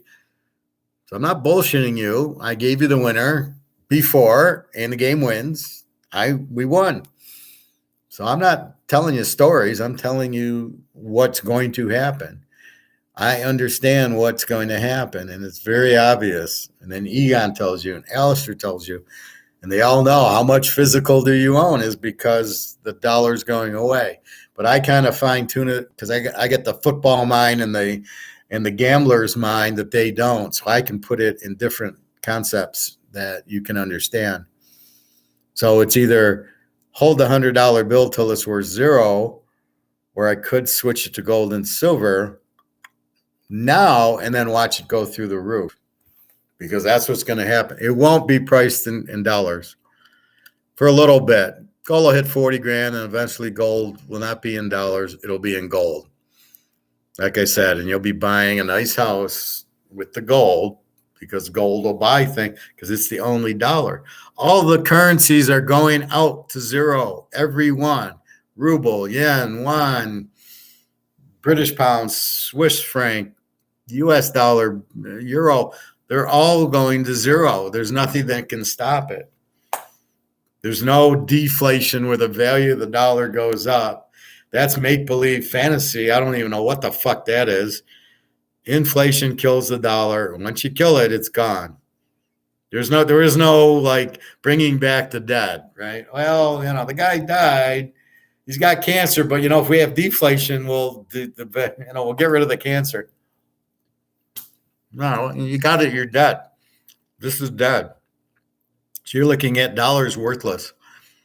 Only it's not officially worthless, but it is worthless. Every dollar on the planet, everything that's not backed by gold, which is everything, is worthless. It's just paper. And that's why China has 40,000 tons, Russia with 20,000. Why do you think they have that? Because that's the only thing worth anything. So they all have these huge debts, which as soon as the gold price goes up, they pay off their debt. The U.S. thinks they don't have to pay it off. They're out of their fucking minds. So the U.S. thinks, well, we'll just inflate the dollar. Now we understand they're inflating the dollar because the dollar will go to zero. And then they'll say, well, there goes the debt. The debt's gone because the dollar's gone. So I can't pay you back. That's why your credit cards will go to zero and your house will go to zero. But so will your money in the bank. Everything goes to zero. This goes to zero. Your credit card goes to zero. Your mortgage goes to zero. But you're fucked if you don't turn. Now you're off. You can tank this into this, and all of a sudden you're like, fine. I don't care about my money. I don't have anything in the bank. I don't have any dollar. I have a few $1,000s. And now I got a bunch of this. And this goes up in value. I don't have a credit card. I don't have a mortgage. I don't have a car payment. And I don't have dollars. So I get rid of all my expense, and I didn't have any assets anyway. So what do I care? And that is coming, I would say, very soon. So we have this conference in August 12th, I believe, where the BRICS countries, today, I guess, Saudi Arabia just said we're part of BRICS. Don't care if the U.S. is reserve currency or not. It's inflated to zero. It's zero. If it's the reserve currency or not the reserve currency, it's zero. So if the U.S. is zero, it doesn't fucking matter if it's the reserve. At the end of the day, this is the only reserve currency that can possibly be. And as long as that's there, the value goes through the moon, because it's not only because it's everybody will want it, but it's been suppressed since 1972 when they came out with COMEX. They've kept the price of this low. Well, 50 years of repression is going to go pretty fucking high. And like I said, it won't even be priced in dollars because there won't even be dollars. It'll be priced in gold. So don't worry that, see, Bitcoin, you're fucked because Bitcoin isn't real. And therefore, what are you going to value Bitcoin in? It's valued in dollars. You can't value dollars in Bitcoin. This, you can value dollars in gold and silver. This will be the money. But Bitcoin can never be the money because it's not money. So that's the con of Bitcoin. You think, oh, I'll buy Bitcoin.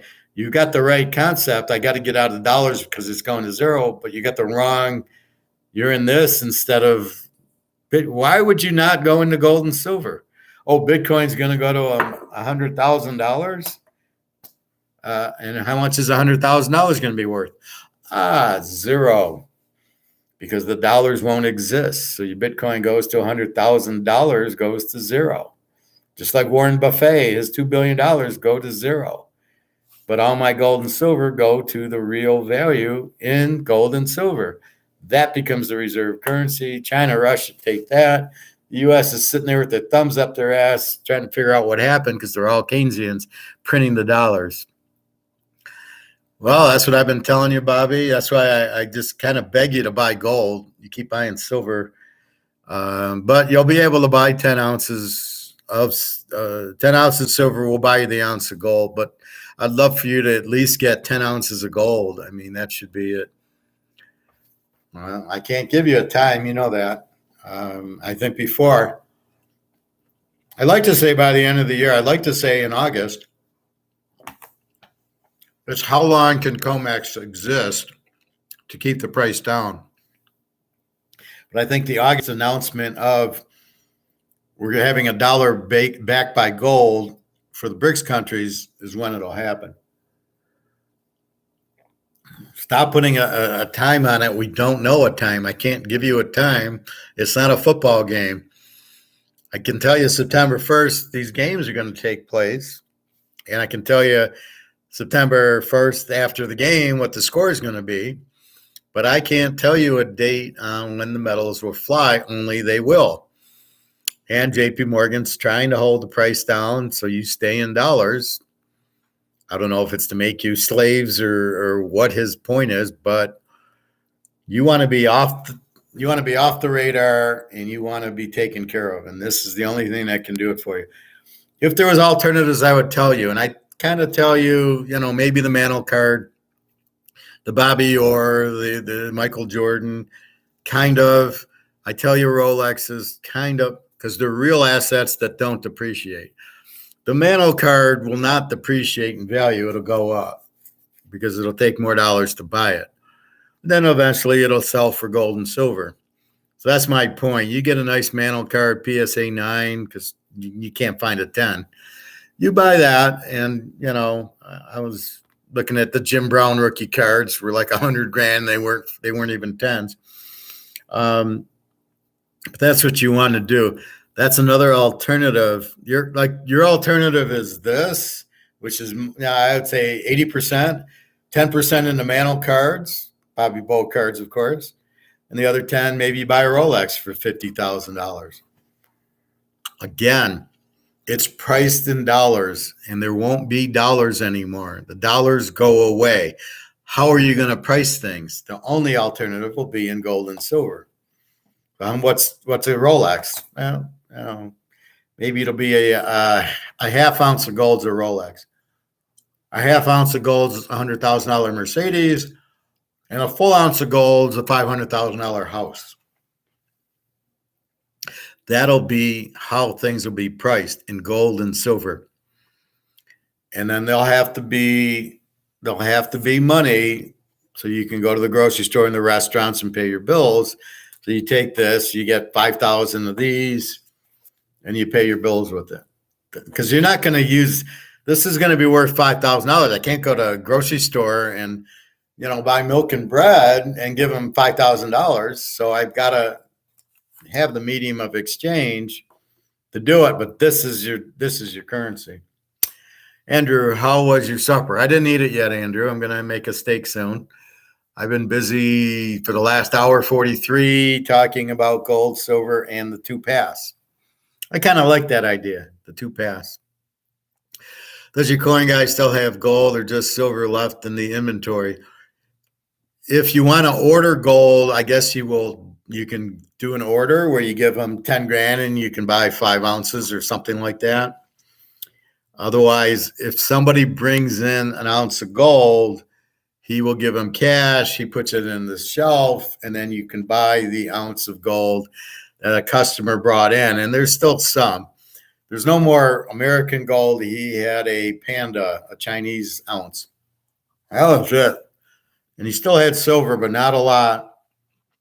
He had silver bars, 5-ounce silver bars, and he had 7 of these. I bought 5 of these and 5-ounce silver bar. I don't want to get too many silver bars, but maybe it's okay because I can put them in a bag and I have 100 ounces of silver and it's only 10 bars. So I might do a little more of that. Does your coin guy still live? Not in our lifetime. Andrew, are you saying metals will not fly in our lifetime? Well, okay, Andrew, well, this is money and this is not money, right? This is a depreciating asset going to zero and it's at about $2 now. This is at 27, about to go to 2,000. So I'm a little confused. What part are we missing here? Not in our lifetime. Gold going up or the dollar going out? So you don't think, so you're one of the guys I need that don't get it, right? So you think the dollar is going to hold its, you think inflation won't kill this? Is that what so you have a different definition of inflation than the rest of us? They're making a new coin in Canada. Okay. Is it backed by gold and silver, Andrew, or is it just some more money? Is it just like the paper bullshit? If it's not backed by gold or silver, it has no value. $5. So they're going to come out with a $5 coin. Is it backed by gold or is it not backed by gold? Andrew, don't smell what the rock is cooking. Yes. Is it backed by gold, Andrew? Is that what you're saying? You didn't answer the question. Yes, doesn't. I asked you A or B. Yes, it's backed by gold. Okay, well, that's a whole different story. This is not backed by gold. This is backed by crap. So if it's backed by gold, then I would buy it. Then you're going to be okay to buy as many $5 coins with your bullshit $5 currency, with your $5 paper. So I would stand in line and I would give them as much money as I have to buy the $5 gold.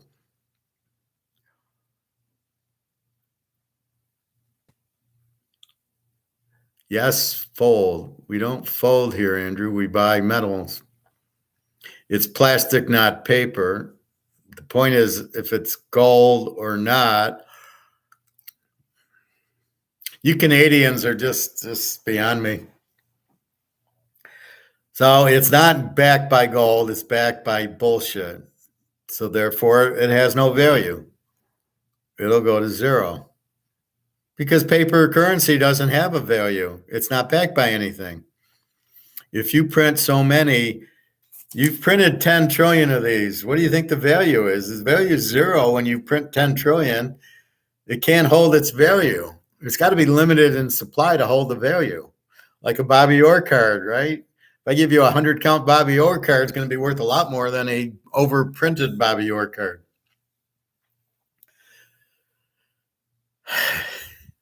Well, no, I'm very interested why Andrew doesn't get it. The more you print, the less it's worth, right? So it's going to be worth less. So the $5 coin that's not backed by gold is worthless because it's not backed by anything. It's just, instead of being paper, it's plastic. So all you're doing is going from worthless Canadian paper to worthless $5 paper. And that's been my point. They'll come out and they'll replace this with other currency that'll be worth zero. Anyway, all of it's worth zero. Swiss francs, British pounds, euros, yen, won, rubles, US dollar are all worth zero. They're just not telling you that. They're holding the value. The values, put it like this. The Titanic hits the iceberg, right? But the Titanic doesn't sink right away. It takes 7 hours to sink. This is in hour 2 sinking, right? It's hit the iceberg. It's 2 hours in. It's half underwater. That's where we're at with it. But it is sinking. It has hit the iceberg. And I guarantee you the Titanic will sink. I guarantee you this is the Titanic and it's sinking. And I guarantee you this is now worth this. I guarantee you that. And I guarantee you this will go to nothing. That I guarantee you, because you can't keep printing trillions of dollars and not lose value. That's the way it works. The more you print, the less it's worth. That's why currency must be limited, and you can't fucking print it away to zero. If you keep printing, it'll go to zero. So invest for tomorrow, or the next day, or the next. I'm not sure I follow you, Andrew. You can either path one, hold this and watch it go to zero and buy your $5 coins that are the same as this, or path two, you buy this. What part are you not getting? I don't quite understand. If you hold this, it's going to zero. If you hold this, this is going to the moon. It's not an opinion, it's a fact. This is what is happening. Egon just told you that. I told you that. Alistair tells you that. We all tell you the same thing. This is being inflated to zero. This is going to the moon. You either are in this or you're in this. If you stay in this, it's going to zero. There isn't really much. I don't understand what you don't understand. Eventually. Okay, yes. The Titanic eventually sunk, yes. You live in the moment, okay. So Andrew is a non-believer. I think he's trying to say that he doubts metals will perform. Well, what he's saying is because of the COMEX keeping the price down, why do I want to be in gold? It'll never go up in value. Do you think, so let's put it in simple terms. Do you think this is going to hold its value, or do you think this is going to take 20 years before this goes to zero? Do you think this is going to take 20 years to go to zero? But you see all the countries de-dollarizing, saying we don't want dollars anymore. Doesn't that mean anything? And the fact this is being inflated and they just printed $10 trillion makes the value go down. So you think no matter that, even though there's bricks out there and they're going to come out with a gold-backed currency, you don't think that's going to happen. You're smarter than everybody else. So you think they're going to come out with a gold. They're not going to come out with a gold-backed currency, that everything stays because the U.S. wants to keep the dollar and they'll do everything to keep it as if you think that, as if they can, which they can't. 10 years. Okay, so wait 10 years. I mean, where do you get that figure from? So you just pull a number out of the air, 10 years, and you think that it's not going to happen for 10 years without any reason. You just pick 10 years. Okay. Andrew, you got to plan accordingly, though cause next year will be the moment before you know it. Eventually could be years, roughly, or it could be months. We don't know. Even if it is 10 years, the fact you get out of this and you buy that, you're ahead of the game.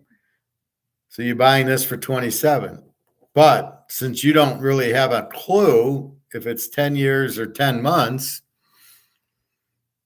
I'd rather be prepared than not prepared. I'd rather own 50 ounces of gold today than try to buy 50 ounces of gold in 10 years when the price for gold is so high I couldn't even afford 1 ounce.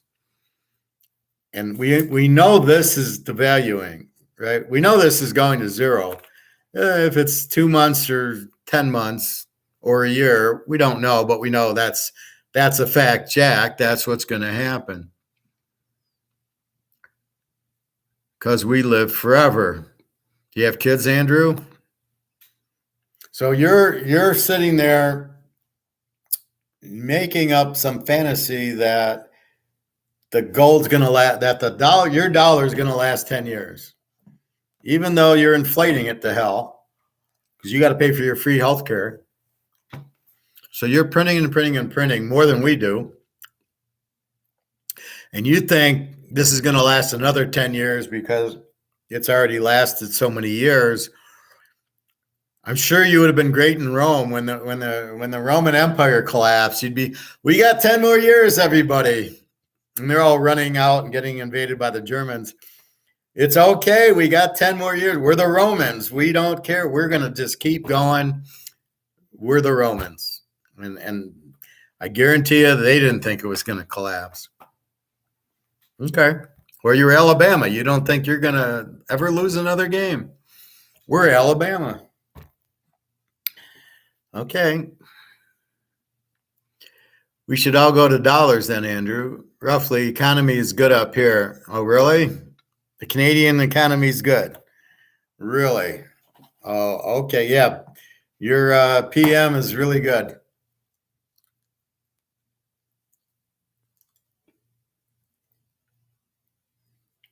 Jack Trudeau, quarterback from Illinois, is your PM.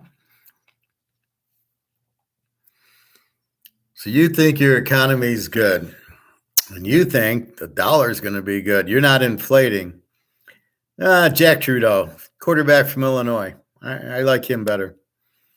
So you think he's good. Do you think he's good? What's your thought on him? You asked me about Biden. I tell you he's an idiot. What's your feelings on Jack Trudeau? No feeling? No thought? And you think your economy's good. What's your thought on Trudeau? Do you like him or do you think he's an idiot? He's a traitor. So you think he's keeping your dollars safe? Or is he going to freeze your bank accounts when you disagree with the truckers did? So do you think a dictator is actually going to keep your currency good? I don't know how these dictators get in charge when it's all George Soros. So really George Soros is running the US, Canada, France, the rest of the world. He's out. When's he going to be out? He's the dictator. How are you going to get rid of him? Just like Putin's a dictator. He's the mascot. Yeah, Soros is running your country. And believe me, Soros does not have your best interest. He's printing the dollars and stealing them because he's a fucking Nazi. So how is your economy good and how is your dollar going to be good? And you got a dictator in charge who's a puppet for Soros. And you trust this? I don't even know why you live in Canada.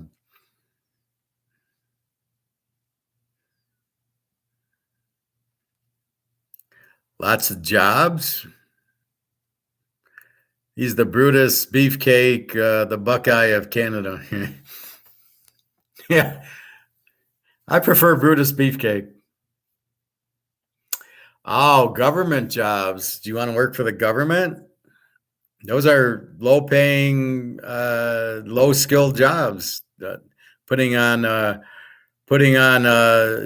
asphalt on a road. These are the jobs he comes out. I thought you were going to say computer jobs and bank jobs and all that. Well, first of all, you're dealing with Canadian money, which is 75 cents on the US dollar, and our dollar sucks. You're saying infrastructure. The infrastructure are roads. High tech. There's a lot of Microsoft there? And can anybody fill them? Do you have the knowledge to get a high-tech job? Is your wife in the high-tech?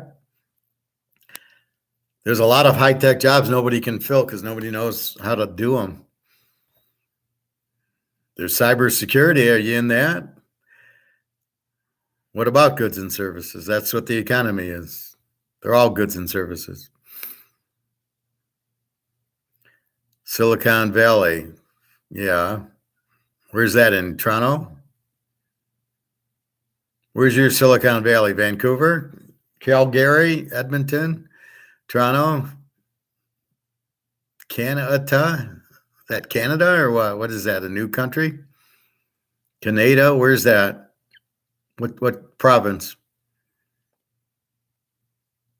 Because I know there's no Canada province.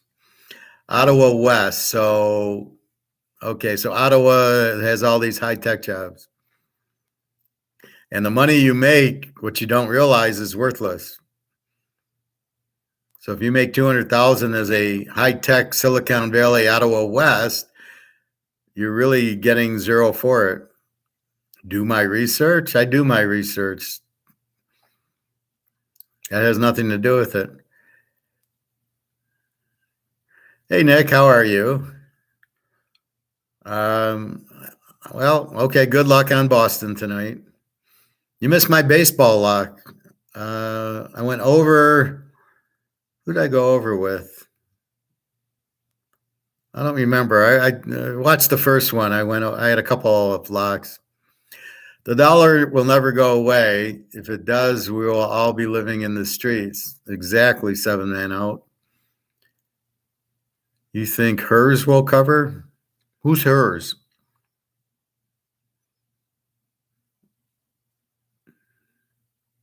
What are we talking about, Nick? Got killed at blackjack last night. You sound like Bobby trying to find a lock for tonight. Heat will cover. Yeah, I think Heat will cover. I think the spread's too much, but I wouldn't bet a lot on it. It's not a lock. I gave a lock week 1. Take the Frisco Pitt game under. That's my first lock. I gave a lock in baseball, but it's probably too late. It's already 5:45. Let's see if I can find it. Let's see what's available for you, Nick. Oh yeah, Colorado, Arizona over was my lock, and it's already gone. And Arizona's up 7-5, so I already covered the lock in the 6th inning. That was my lock over in the Arizona Colorado game. Let's see, Atlanta, Oakland. Okay, you can bet Atlanta over Oakland. The Cubbies and the Angels, Washington and the Dodgers, Yankees and Seattle. Take Seattle under, you can play, and Atlanta. But the lock was Colorado, Arizona over, which it's already there. Let's see. Texas beat Detroit 5-0. I had the under there. KC 7-0 over. I think I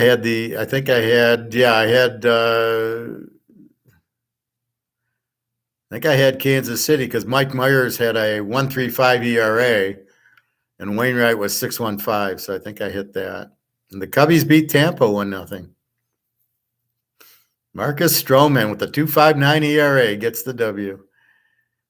Just keep betting Scherzer and Verlander, and if they play another good pitcher, bet them under, and if not, just bet Scherzer and Verlander.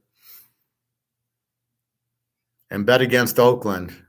Yeah, so take Atlanta and then take the under in the Yankee game.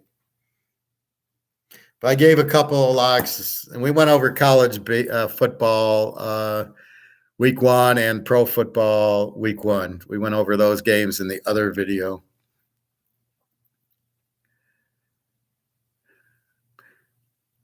Who's winning tonight? I don't know. I think the bet's Miami +8, but I think Boston might. I mean, they won Game 6 in a tough win, and they were Miami couldn't handle it.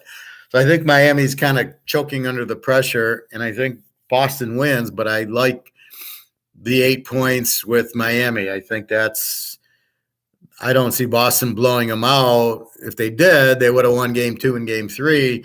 Both games they needed to win, they lost. So in a must-win for Boston, they don't show up. These have kind of been Miami was up 3-0, they relaxed, they lost, and then they're 3-1, they relaxed and lost.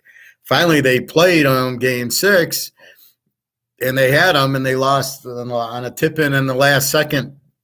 I think that's what will happen tonight. I think it'll be a very close game. We'll see.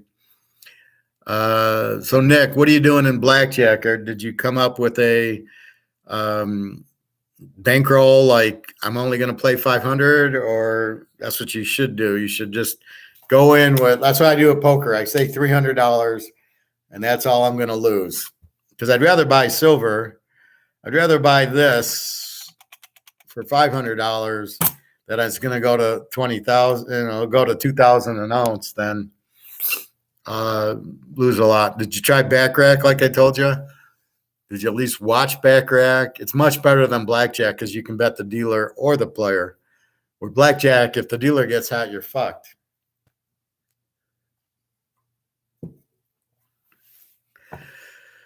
So yeah, Andrew, I do my research. Please, what do you think I do here? It's all research. You're missing the point. The dollar is going away. Every dollar, every currency of the world that's paper dollar is going to zero. It's all happening.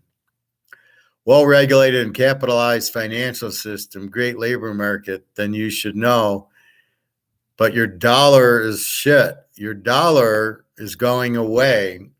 So it doesn't matter what your financial systems or markets are. If the dollar's worthless, then you're fucked anyway. I think the US has the same thing, if not better than Canada. But even if we don't, our dollar's going to zero. All the dollars are going to the euro, the pound, the Swiss francs are all going to zero. It doesn't matter what the labor market is or the finance is. It's the currency that'll be zero. So what the hell does it matter how much you make at your job?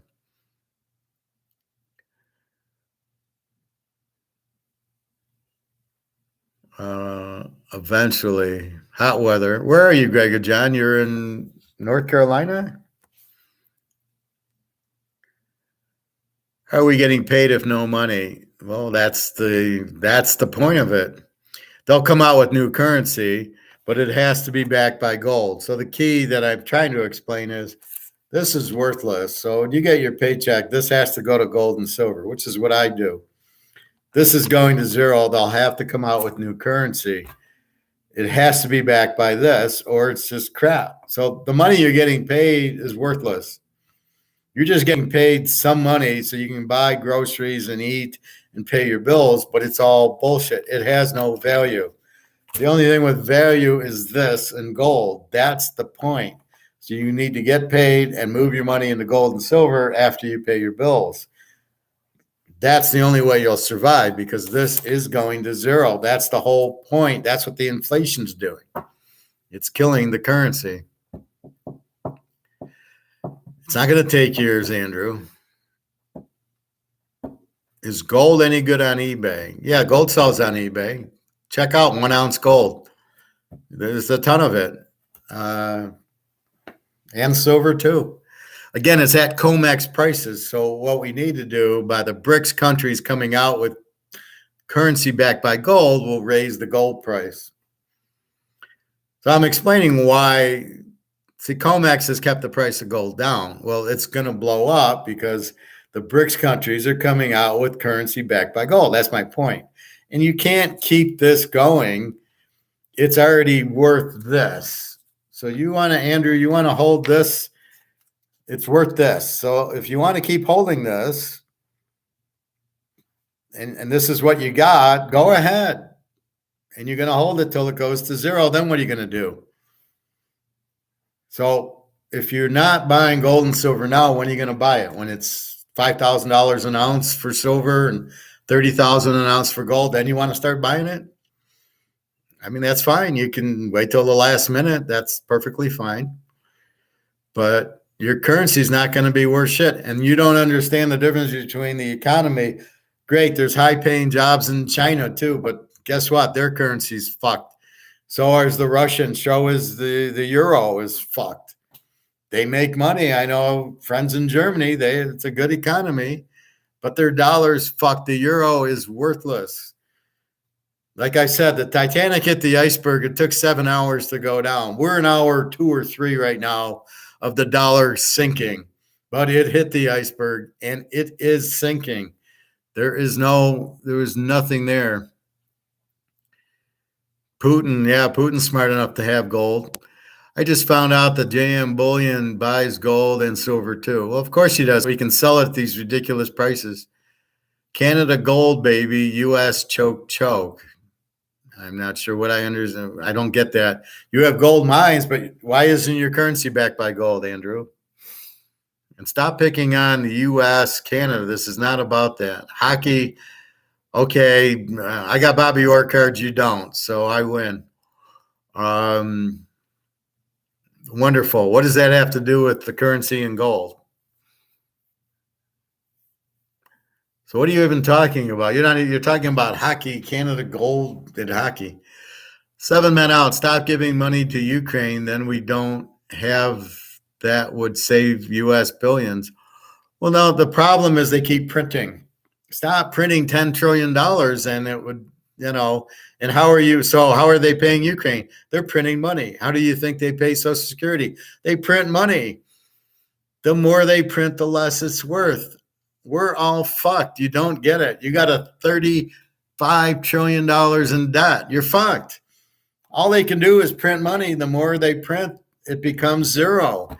That's what has to happen. That's the problem. Andrew doesn't seem to get it. He thinks Canada doesn't have a debt problem or inflation problem. What's your inflation in Canada, Andrew? Gretzky rookie. That would be a good investment.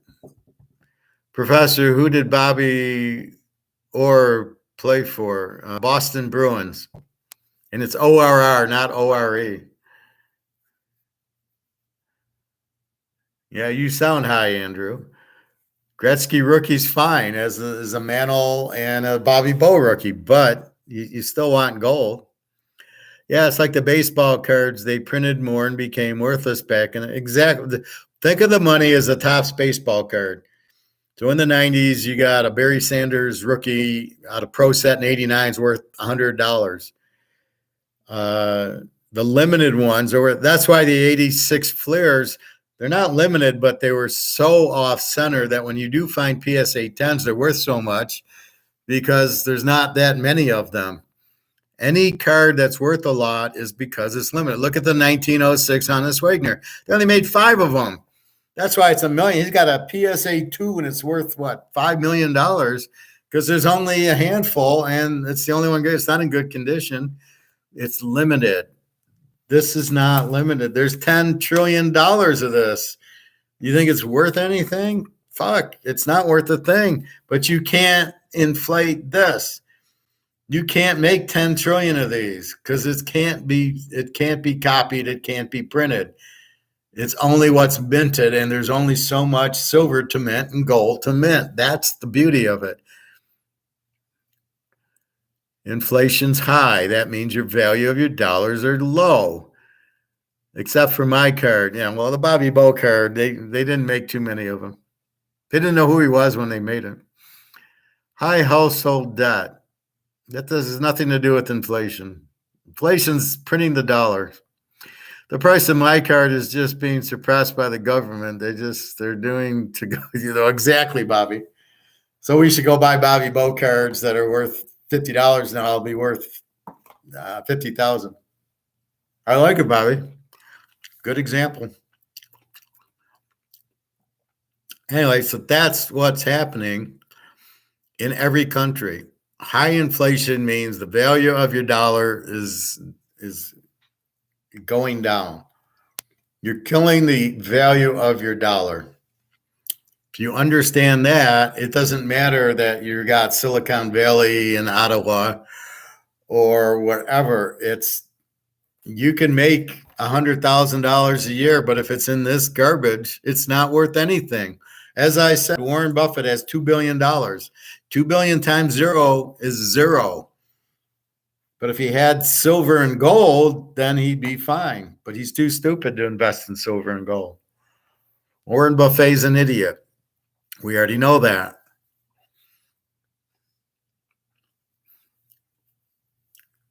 But the debt, all that's bullshit. It doesn't matter. Your debt's going away because the dollar's going away. So the only thing worth anything is the gold. So when they come out with currency backed by gold, that's the currency you want to be in, and that's going to be BRICS. And that's going to be announced in August, and that's when the shit hits the fan, and that's when gold and silver go up.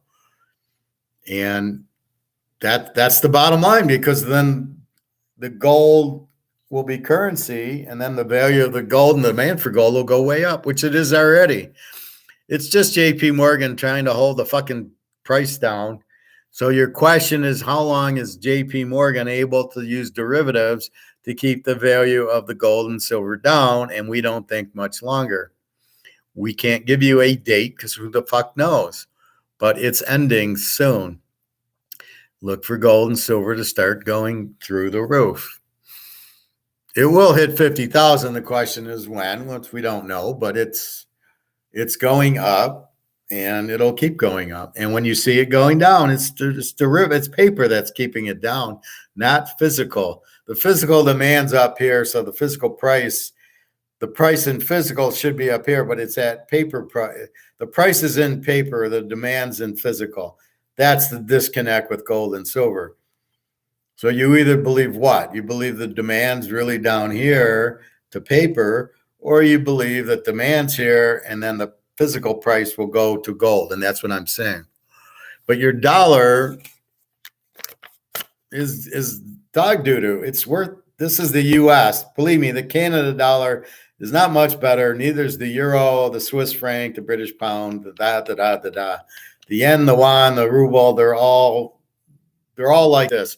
Anything that's not backed by gold will go to zero. Now, you think it's going to be, what, 1,000 years, Andrew? Good luck to you. Don't come calling to me when you need gold and silver. I warned you.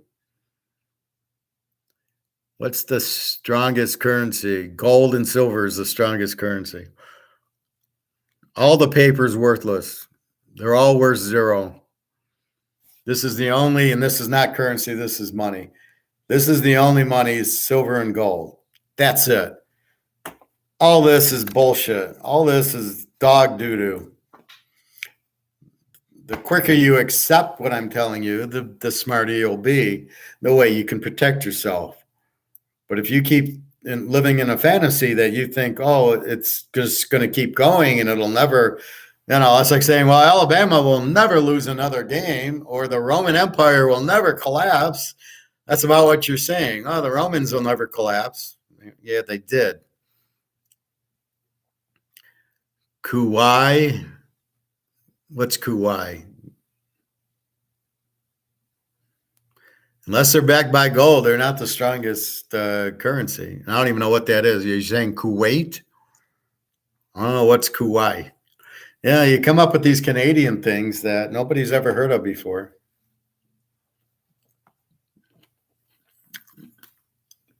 Kawhi Leonard. Yeah, that might be what he's talking about, Bobby.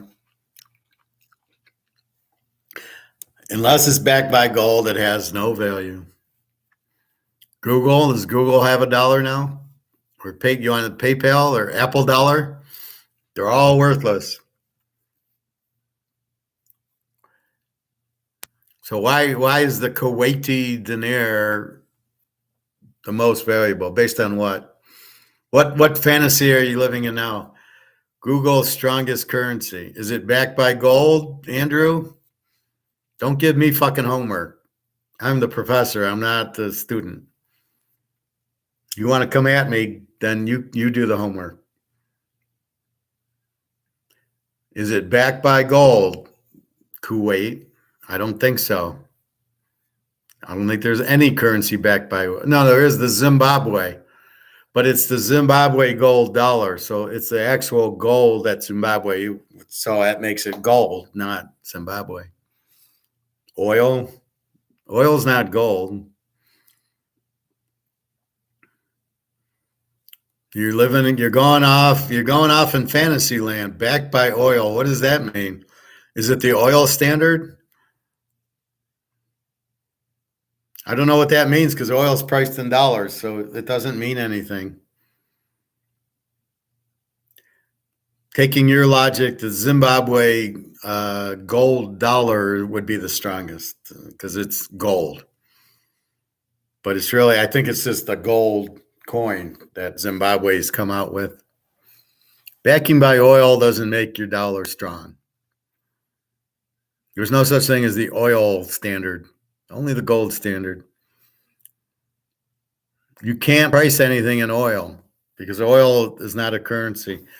This you can price in. This you can have a value for. You can't have a value for oil. What are you going to do? Bring in Pennzoil to the restaurant and say, here, I'd like to buy dinner with Pennzoil?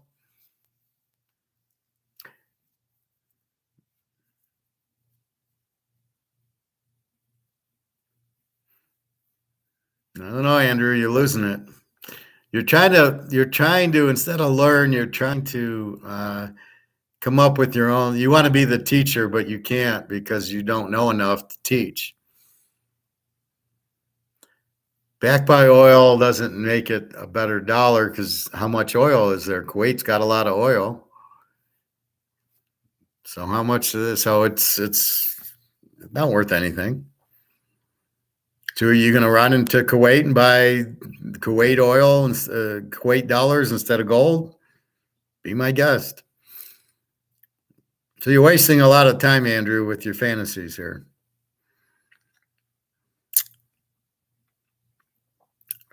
I have Canadian Club right here. But they're not backing my dollar with it. I wish they would. This is worth more than oil. This is 12-year Canadian Club. However, that doesn't make it,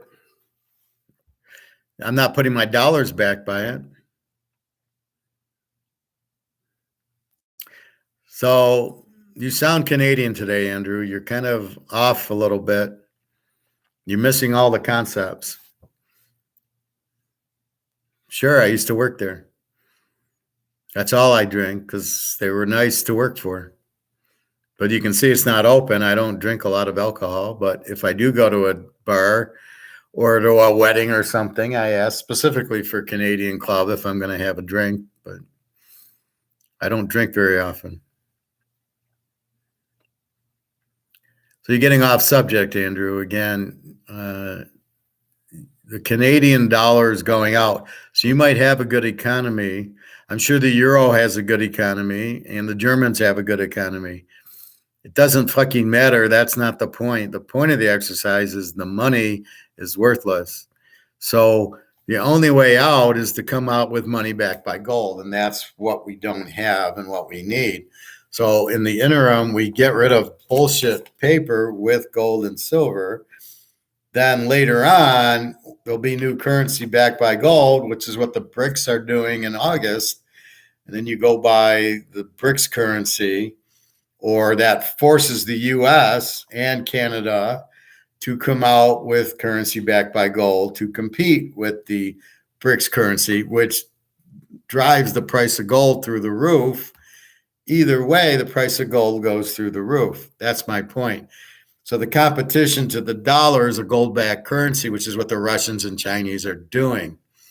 Then we'll have gold-backed currency to compete with the Russians. Otherwise, we're fucked because who wants our currency, which is heavily inflated and worthless, and their currency is backed by gold? And that's the bottom line because Stone Cold has just said so. So that's what you're looking at.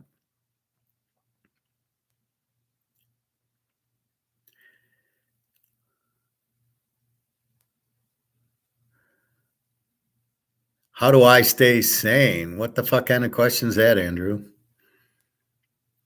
I stay sane because I read and I understand and I learn.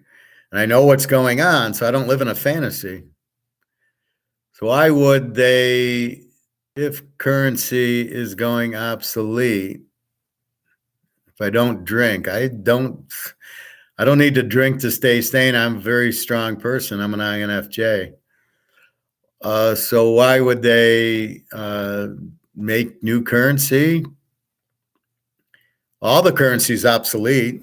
That's why they're coming out with gold-backed currency. So they tried coming out with currency that wasn't gold-backed, and look what happened.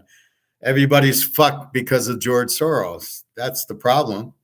So everybody's fucked. So now the whole world's collapsing and going bankrupt. So your only solution is gold and silver. Now the BRICS figured it out. Russia, China said, hey, we need currency backed by gold. Therefore, they got all the gold. China's 40,000 tons, Russia 20,000 tons. India's got a lot. I don't know how much. Saudi Arabia's got a lot. South Africa's got a lot. And they're coming out with gold-backed currency because they know all the currency's bullshit. Believe me, if there was a currency they would turn to, they would turn to it. There isn't any. So the yuan's going broke and the ruble's going broke. That's why in August, they're going to say, we need this new BRICS currency backed by gold. Saudi Arabia just joined BRICS today, I believe. So the only way out is a currency backed by gold because you can't fuck with gold. Gold doesn't lose its value. This does, unfortunately. So does your Canadian. So does the British pound, the Swiss franc, and the euro. They're all losing their value to zero. It's not a hard concept to understand. If you keep thinking it's 10 years away, you're living in a fantasy. I told you why, because the BRICS are coming out with a gold backed currency. It's going to fuck everybody because who wants to be in a Canadian dollar or the US dollar when you can be in a gold backed currency? Or even better, just buy the fucking gold and silver and stop dicking around with it. So you believe what you want. I'm not here to make you believe or not. I'm here to tell you the facts. So you either believe it or you're calling me a liar, which is fine. Call me a liar. You know better than me. You must have a master's in economics. Apparently mine isn't strong enough for you. You're Canadian, so you believe whatever, Wayne Gretzky. But that's what's going to happen, and it's going to happen soon. So you go live on your 10-year fantasy. It's fine. That's how you. I'm not here to argue with you. I'm here to educate. So either when I tell you this, you either believe it or you believe something else. You believe it's going to take 10 years. Where do you get 10 years from? I get mine because of the BRICS countries coming out with gold currency. That'll make the price of gold go up. It's not that hard to figure out. You got 10 years pulling it out of your ass that you have no idea. You're just guessing. All 10 years.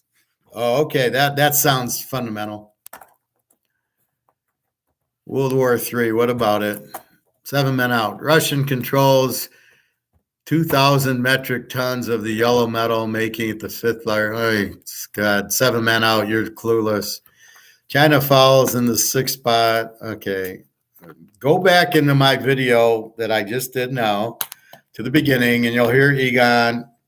China's got 40,000 tons, and Russia's got about 20,000 tons. Okay, well, you're totally incorrect how much Russia and China have, and we'll see about August. World War III will never. It's a financial war, not a military war. They don't want to blow everybody up. They just want to take control financially. So that's World War III's Gold War, and 7 men out. You're missing the whole. I bet you think the U.S. has 8,000 tons. The U.S. doesn't have any. Canada doesn't have any. Britain doesn't have any. China's got 40,000. They're the Alabama, and then Russia's second with 20,000 tons, roughly, maybe 15. That's the whole country, not central bank. You're looking at central bank, you're missing the whole point. Yeah, but that's not what they got. We don't care about central bank gold. That's what the central bank tells everybody what they got. That's not the real thing. Fine, we can play this also.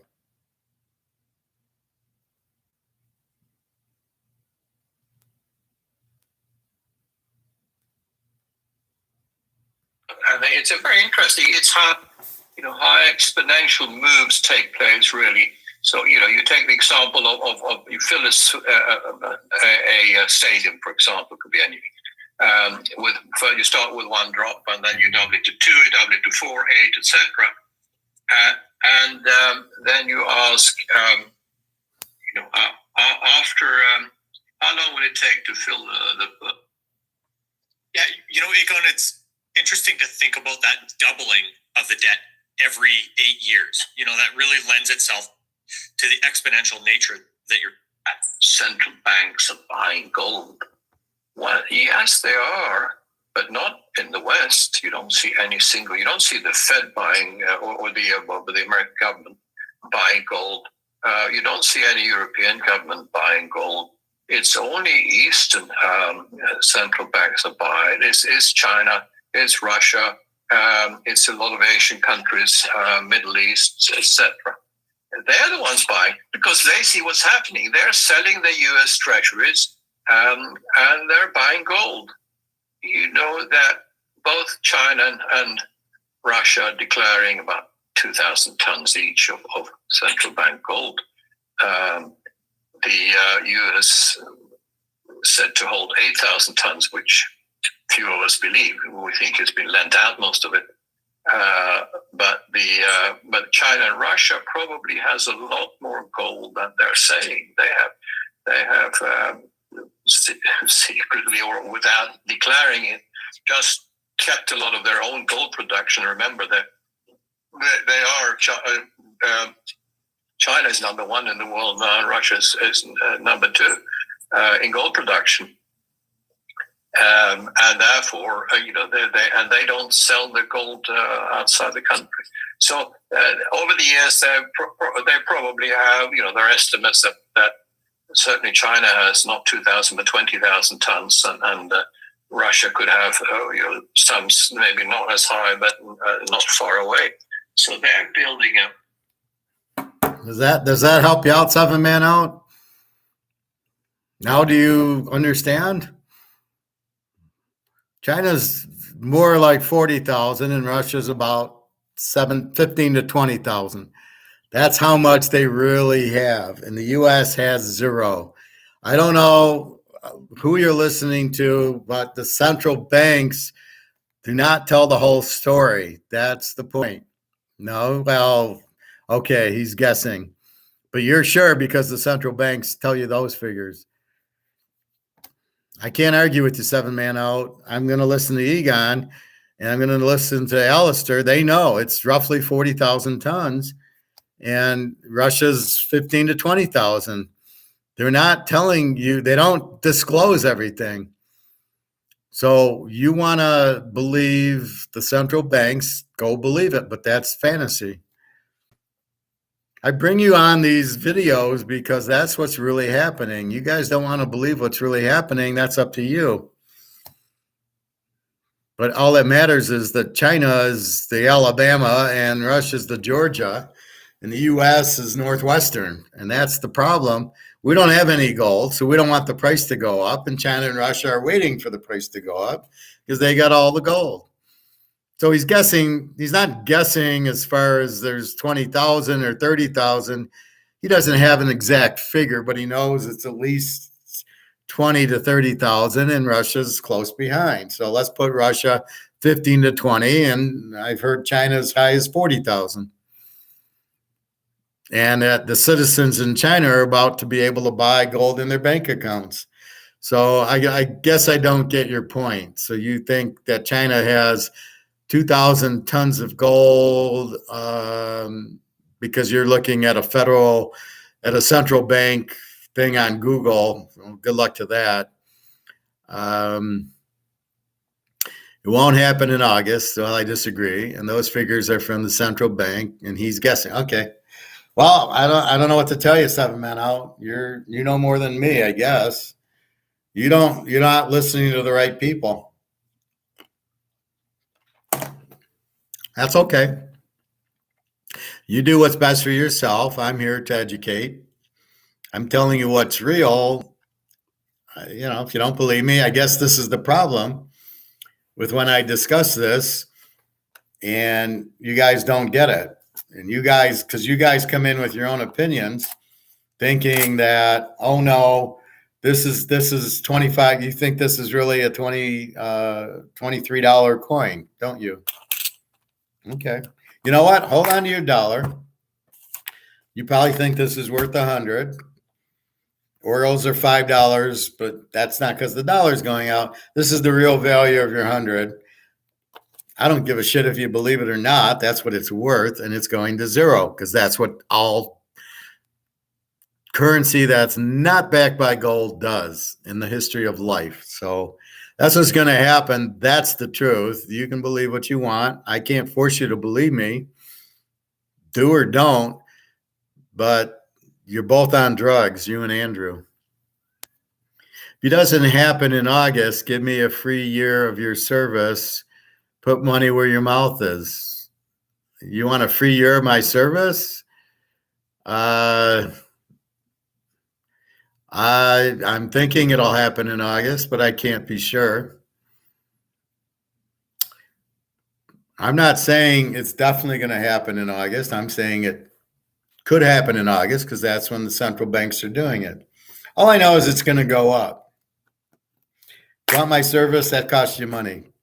But I put my money where my mouth is, right?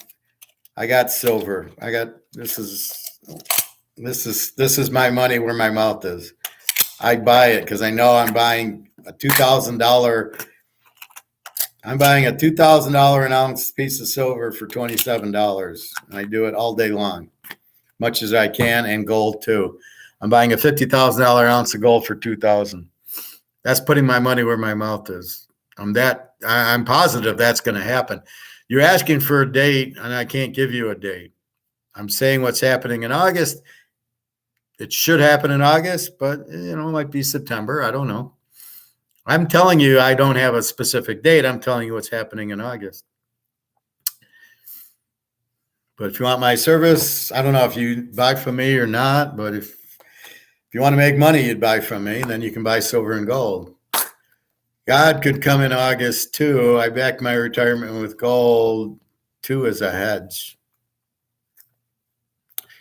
Well, all I can say is if you want to stay in this, it's going to be zero. So you can do that. I'm glad you're backing your retirement with gold.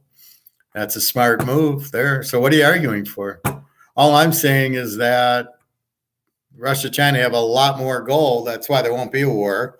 They don't want a war. They just want to they're going to control us with the gold. That's the point.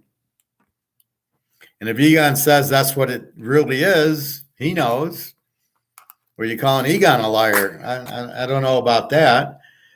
I'd call Rick Rule a liar and these American guys liars. They're a bunch of idiots. But if he says it's 20, 30,000 and I've heard 40,000, that's what I believe. And that's not central bank. It's the country's gold, not central bank. They don't keep it like us and they don't display it like us. So that's what's going on. Anyway, time for me to eat. I'm not really here to argue with you guys. I'm here to educate you. Andrew, being Canadian, I understand you're a little slow, but that's okay. 7 man out. Just all I can say is buy your gold and silver. Be prepared. This is going to zero. That's a fact, not an opinion. At the time, it's going to happen sooner or later. I cannot give you a specific time, but it's pretty soon. And it's been way too long, not backed by gold, that it's about to end. But the BRICS going with the gold-backed currency is what's going to end it. That's all I can tell you. All right, have a great Memorial Day. I don't know when I'll be on. I probably won't be on tomorrow because I'm on today. But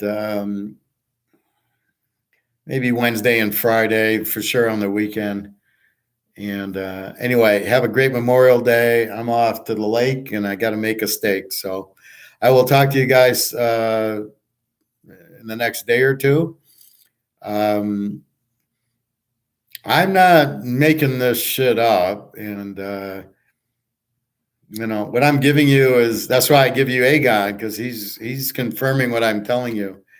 But all I can tell you is deflation's a bunch of bullshit. So maybe you believe, Andrew probably believes in deflation. I don't know. All right, Bobby, thank you. And, put a whoop ass on these guys, straighten them out. All right, have a great holiday. Enjoy your dinners and barbecues, and I'll talk to you soon. Take care. www.teaserking.com.